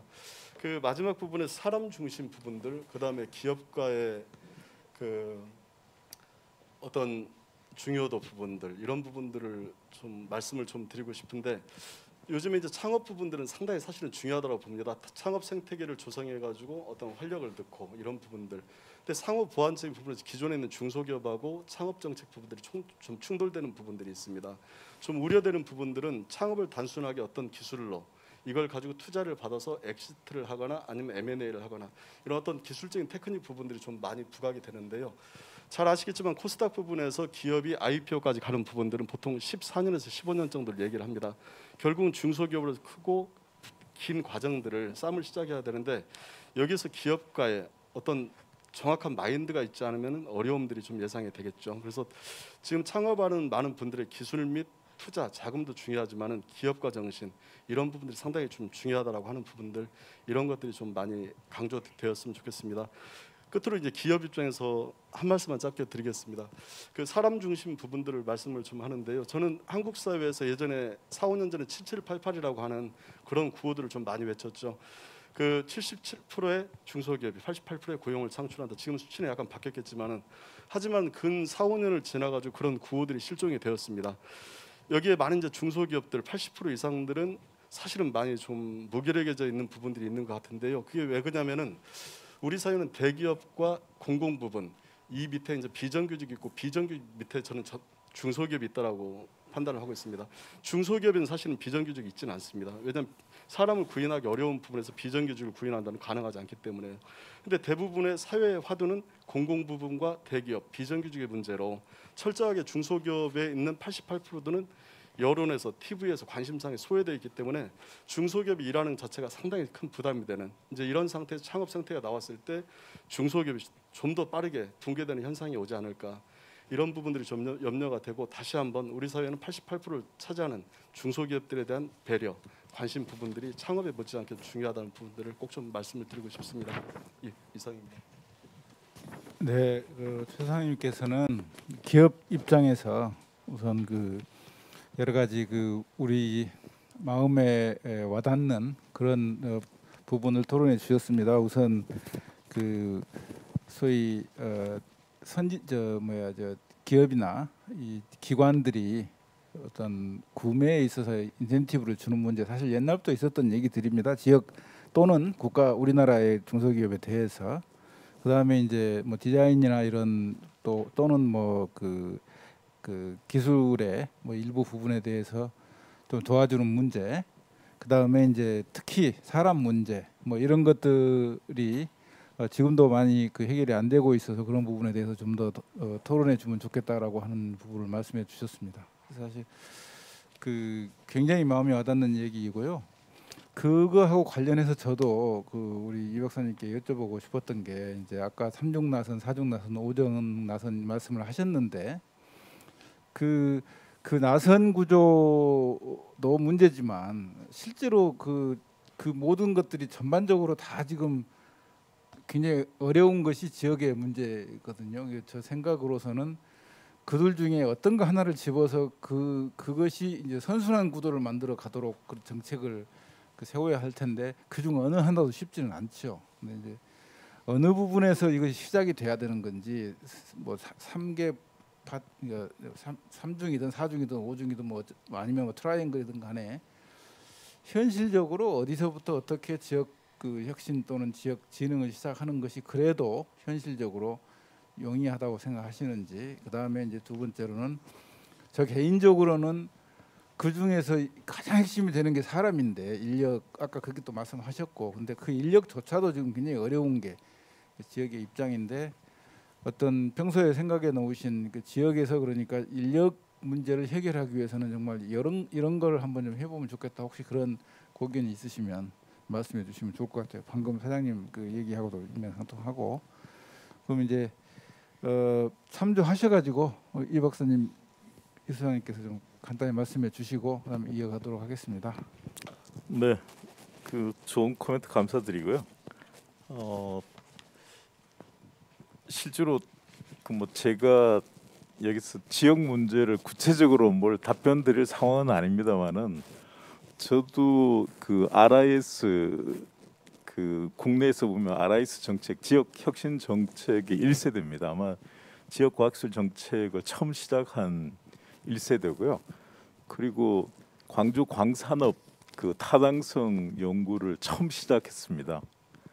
그 스태프에 있을 때 그때 2,500만 원인가 정도 요청을 해가지고 그걸 만들어서 진행을 했었고 아마 그게 이제 도화선이 돼서 전체 광산을 육성되는 뭐 그런 이제 계기가 돼서 나름대로는 보람을 느끼고 있습니다. 쭉 말씀하신 것에다가 조금 더 그냥 저는 뭐 하시는 말씀에 대해서는 특별하게 그 지역이 갖는 뭐 애로사항이라든지 또 R&D를 통해서 문제 해결하시고자 하는 부분은 다 뭐 같은 공감을 하고 있고요. 그게 필요하다고 생각되고 무엇보다 조금 더 거기서 추가했으면 좋겠다는 부분들이 그 조금 더 그 비즈니스 모델 문제입니다. 실제로 지역이 그 어떠한 비즈니스 모델로 가져갈 것이냐는 데 대한 고민들 그리고 요즘 이제 많이 유행하고 있습니다. 뭐 데이터 경제, 플랫폼 경제라고 하는데 특히 플랫폼 관련된 부분을 조금 더 고민해야 되지 않을까 좀 생각이 듭니다. 공공 R&D는 실제로 시간이 오래 걸립니다. 물론 이제 앞으로 미래 그런 새로운 경로를 창출하기 위해서는 공공 R&D가 필요하겠죠. 해서 하고 현재 에로 기술은 뭐 R&D 공공 R&D를 통하는 것보다는 저는 현존 기술들을 오히려 가져오는 게 더 빠를 수 있다고 봅니다. 그 부분에 대해서도 조금 더 시각이 필요하다고 생각이 들고요. 물론 이제 그 이 소부장이 지금 우리한테 미치는 영향이 워낙 크다 보니까 소부장 관련해서 최근에 나오는 게 뭐 3N이라든지 이제는 조금 더 그 산학연 민이 공동으로 이제 기획을 하고 공동으로 이 집행 과정들을 거치면서 판로 문제까지도 같이 좀 이제 해결해 보자 이런 이제 그 개념은 나오고 있기 때문에 조금 더 개선되지 않을까 지금 생각이 드는데요.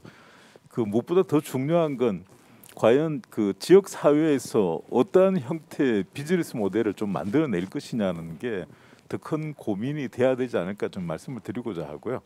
그 좋은 비즈니스 모델이 있으면 지금 뭐 그 지금 중소기업 그 벤처 기업부에서 지금 하고 있는 뭐 팁스 프로그램이라는 그러니까 엑셀레이터 많이 지원을 하고 있습니다. 결국은 지금 많은 그 현재의 문제는 여러 가지 뭐 그 좀 짚어주셨는데 이제 앞으로의 문제들 비즈니스 모델들을 어떻게 좀 창출해내고 좋은 아이디어를 낼 것이냐 좀 이 부분에 조금 더 앞으로 신경을 좀 써야 되지 않을까 좀 생각이 들고요. 뭐 그게 이제 여러 가지 뭐 스타트업 문제라든지 현존 중소기업 간의 관계들 같이 좀 결합됐으면 좋겠다는 말씀을 드리고자 하고 최근에 지금 굉장히 유행하는 게 뭐 플랫폼 용어입니다. 플랫폼이 하나의 뭐 제품 형태로 가능하고 서비스 형태로도 좀 가능하리라고 보고 또 산업 형태로도 가능합니다.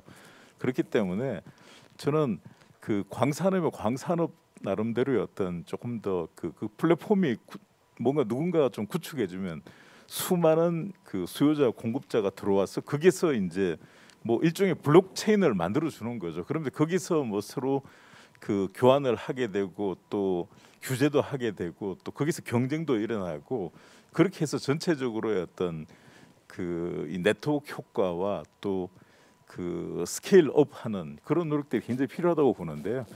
그래서 조금 지역이 고민해야 될 부분들은 그런 조금 더 미래지향적인 부분들을 조금 더 찾아내고 그 다음에 공공 R&D 부분들 이걸 가지고 어떻게 메꿔낼 것이냐는 고민을 좀 했으면 좋겠다는 걸 조금 말씀드리고자 하고요.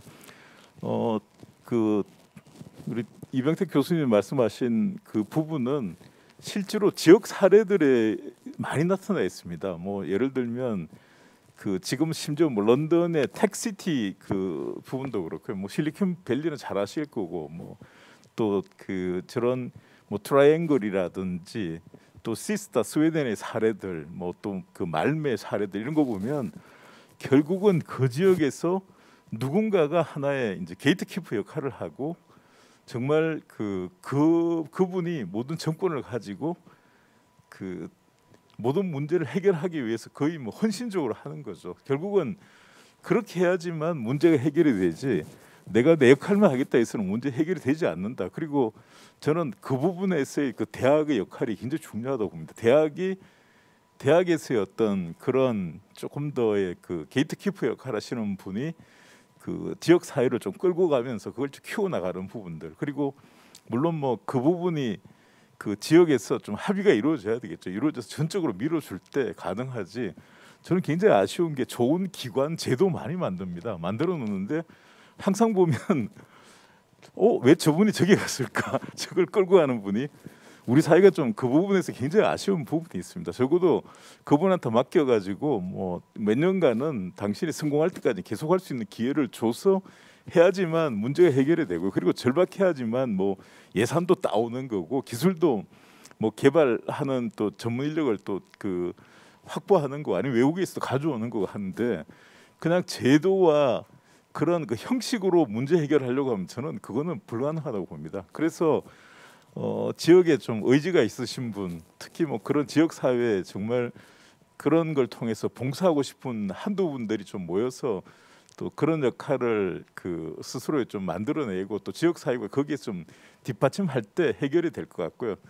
다시 한번 말씀드리지만 그런 지금 허브는 지역에서는 대학입니다. 대학에서 좀 그런 부분들이 나와서 뭐 그 알토 대학 제가 잠깐 설명을 드렸습니다만은 거기서 있듯이 거기서 활발하게 좀 뭔가 그 협력들 또 투자가들 좀 모으는 심지어 뭐 알토 대학 같은 경우는 그런 아이디어를 판매하는 그런 과정들이 있습니다. 특허가 아니고 학생들이 아이디어 적어내면 기업가들이 와가지고 이거 앞으로 굉장히 중요한 뭐 특허나 지식 대상 IP로 갈 것 같아. 이거 내가 얼마에 사겠다. 이런 식으로 학생들에게 또 앙트로프로십이나 그런 그 뭐 이 뭐랄까 벤처 스타트업 만들게 하는 그런 그 경험 내지 학습을 하게 만들거든요. 그런 걸 왜 한국 대학도 가능하리라고 보는데 우리는 대학이 뭐 하나 하려 그러면 아마 모든 분 동의를 해야 되니까 굉장히 어려워지는 부분이 있지 않을까 생각이 들었어요.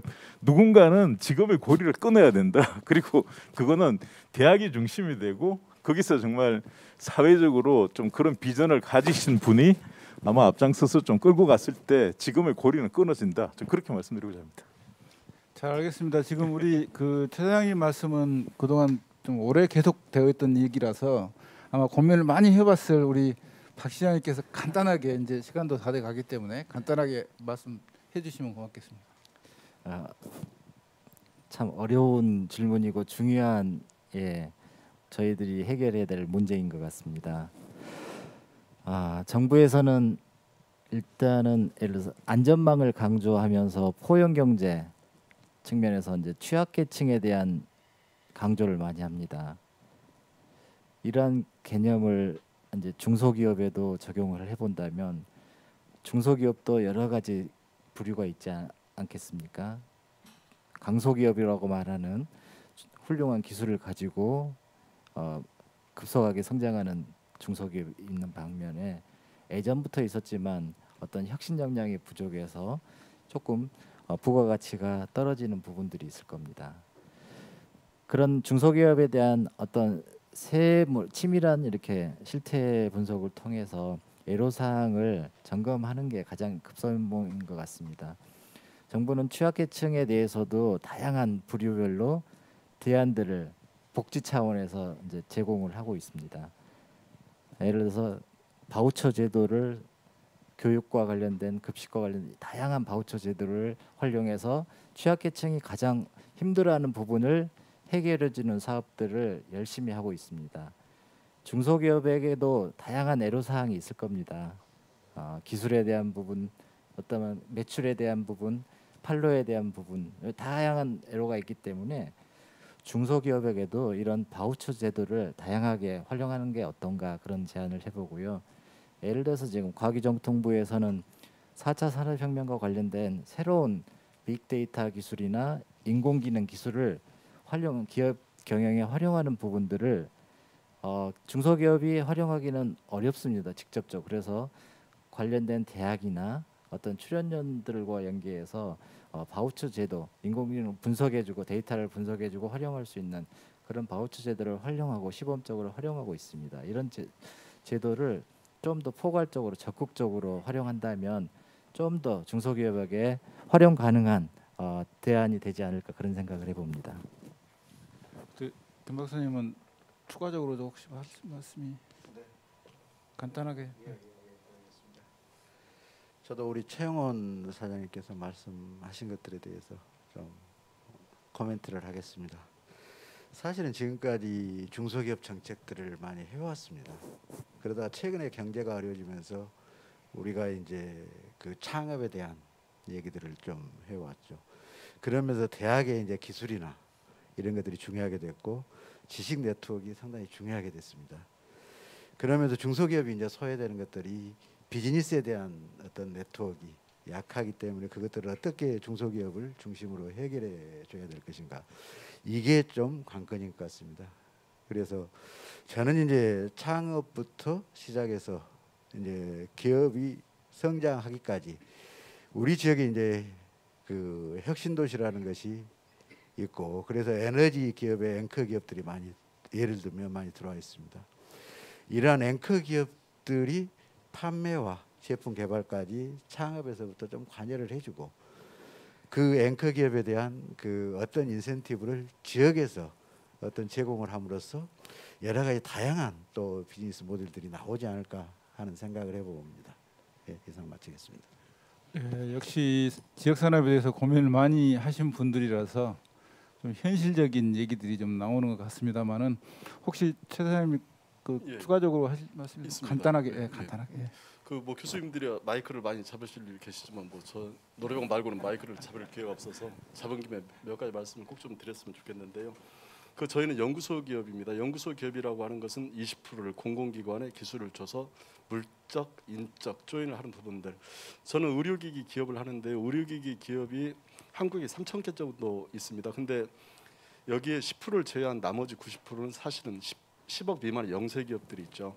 이제 이런 양극화가 좀 심한데 그 이유를 보게 되면은 대부분의 이게 외국에 이민을 갔을 때 그 공항에 누가 날 마중 오는가에 따라 가지고 그 사람 인생이 바꿔지는 것처럼 의료기 기업들은 자기 가족 중이나 잘 아는 지인이 정형외과를 하게 되면 정형외과 제품만 하게 되죠. 그러다 보니까 그 어떤 한계들을 넓힐 수는 없는데, 저는 연구소 기업을 전환하고 나서 이제 카톨릭 병원 쪽에 저희 주식이 넘어갔는데 어떤 제품들을 국산화해야 할 것인지, 어떤 디자인을 해야 할 것인지, 리퍼런스를 어떻게 받아야 할 것인지, 판매는 어떻게 같이 할 것인지, 이런 논의가 되는 부분들. 저는 연구소 기업이 최근에 이제 뉴스를 보게 되면은 1,000호가 돌파를 했어요. 그러다 보니까 너무 급작스레 양적 팽창을 하다 보니까 몇 가지 문제점이 있지만은 연구소 기업의 기본적인 취지, 아까 이 소장님께 말씀하셨던 대로 인적 물적 결합을 위해서는 그런 형태의 비즈니스들 형태들이 쭉 좀 발전돼야겠다, 이런 생각들을 합니다. 그 두 번째 부분들을 말씀 좀 드리고 싶은 것이, 제가 서울 가서 본 발표를 했더니요, 그게 광주에서 가능해요, 이런 얘기들을 합니다. 저는 그 질문이 링코옵틱스가 가능해요라고 하면은 저를 좀 돌아보는데 광주에서 그게 어떻게 가능합니다라고 하는 질문을 듣고 사실은 심각한 고민에 빠졌습니다. 그래서 뭐라고 대답을 했냐면은 광주에는 한국 과기원, 광기술원, 전품련, 기타 등등 많은 지원기관들이 있어서 우리가 부족한 부분들을 커버할 수 있다라고 얘기를 하지만은, 그럼에도 불구하고 지역에서 어떤 좋은 기술이나 좋은 제품이 나오지 않는다라고 하는 어떤 사회적인 부분들, 이런 측면에서 저는 광주가 충분히 이제 그게 좀 가능하다라는 측면들이 좀 보는 것이요. 지금 어떤 또 다른 행사장에서 창조 경제 혁신센터에 아마 IR이 얼마 전에 있었습니다. 제가 작년에 가서 보고 좀 놀라웠던 것이 뭐냐면은, 거기에 판교에 있는 AI나 아주 기술력이 좋은, 쉽게 해서 하버드, MIT 쪽에 들어오셔가지고 창업을 하신 분들까지 광주에 와서 IR 하는 걸 봤어요. 저분들이 광주까지 와가지고 KTX 타서 IR 할 것인가? 근데 거기엔 VC 분들이 한 40-50분이 모였는데요. 어떤 출장비를 주지 않고도 좋은 기술이 광주에서 발표되니까 모이는 거예요. 많은 VC들이 모이니까 판교에 있는 좋은 기업들도 와서 광주를 해서 IR을 하게 됩니다. 저는 지역사회 여러 가지 부족한 점이 있지만은 아주 좋은 내용으로 여러 번 꾸준하게 행사를 하게 되면 좋은 기술과 펀드들은 모인다라고 하는 그런 부분들이 있습니다. 그래서 혹시 지원 기관장님들이 많이 좀 보시게 된다라면은 좀 더 힘을 내셔가지고 광주를 키우는데 애를 쓰셨으면 좋겠다는 말씀드리고 저희 선생님 1분만 더 말씀을 좀 드리겠습니다. 그 의료기를 하다 보니까 제가 느낀 게 있어요. 의료기기 인증을 낼 때 의료기기 인증센터가 필요한데요. 제가 4, 5년 전에 보니까 13개 국내 의료기기 인증센터가 있는데 호남에는 단 하나도 없습니다. 대부분 경북 충청도에. 그러면 이제 호남에 있는 의료기기 제조사들은 어떻게 하냐면 KTX를 타고 가지고 인허가를 받는데 많은 시간들이 들어가죠. 최근에는 이제 전남대 병원에서 인증센터 추진 부분 이건 상당히 이제 고무적인 부분들입니다. 저는 어느 순간 우리 사회가 실종된 단어가 하나 있다면 지역 균형 발전 이 부분이 실종이 됐는데요. 전 R&D를 통해서 지역에 좀 더 많이 밀어줘가지고 지역 분산, 그다음에 균형 발전 이런 부분들이 좀 선행되었으면 좋겠다는 그런 바람을 가지고 있습니다. 네, 이상입니다. 그 하신 말씀이 많을 텐데 이제 시간이 많이 되어서 마무리를 해야 되겠습니다. 우리 지역신 연구회에서 그 매월 두 번째 수요일 날 포럼을 하는데 이 포럼에 그 전문가들도 많이 오시고 또 영향력 있는 분들도 오시거든요. 우리 사장님께서도 오셔서 이게 거기서 발언을 많이 하시면 도움이 될 것 같아요. 좀 깨알 선전이었습니다. 그 마지막으로 이장재 박사님 혹시 하신 말씀이 있으시면 아주 간단하게 하고 마무리하도록 하겠습니다. 아마 그 광주에서 그것이 될까 하는 부분이 기술적인 측면은 저는 아니라고 보고요. 금융 측면으로 봅니다.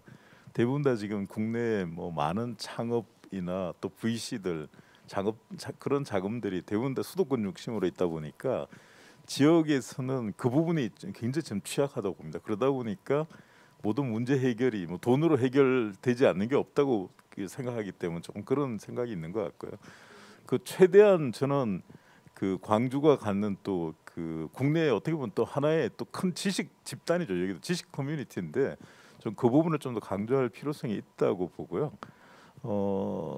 그 지역 균형 발전은 저는 존재할 수는 없다고 봅니다. 지역 특화 발전으로 앞으로 해야 되지 않을까. 균형으로 하면 아무것도 되지 않을 것 같고요. 조금 더 특화된 부분에서 어떻게 지역을 키워나갈 것이냐 그런 그 비전을 좀 내세우고 좀 진행했으면 충분하게 오히려 더 그 다른 지역보다 누구다 뭐 균형적으로 성장하기 위해서 하는 건 아니잖아요. 지역이 더 많은 발전을 하기 때문에 저는 지역 특화 발전을 좀 그 기조로 내세우고 그게 맞는 전략들 그리고 무수한 기회는 있다고 보기 때문에 해야 되고 마지막으로 좀 드리고 싶은 말씀은 좀 플랫폼을 만드는 저는 그 부분에서 많은 지금 이런 여러 가지 뭐 조직들 뭐 이런 연구회라든지 뭐 협회 쪽에서 조금 더 저는 그런 사업을 좀 했으면 좋겠다.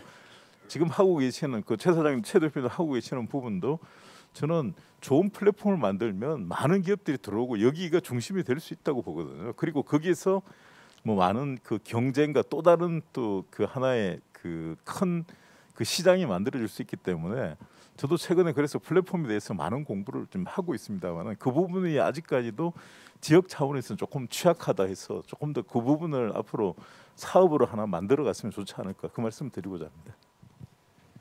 네, 시간 관계상 이걸로 오늘 그 지역신 포럼을 마치도록 하겠습니다. 여기 바쁘신데 나와주신 그 플로어에 나와주신 우리 회원님들, 전문가 선생님들, 그리고 멀리 와주신 이 박사님, 그리고 토론자 선생님들께 대단히 감사하다는 말씀을 드립니다. 이걸로 포럼을 마치도록 하겠습니다. 고맙습니다.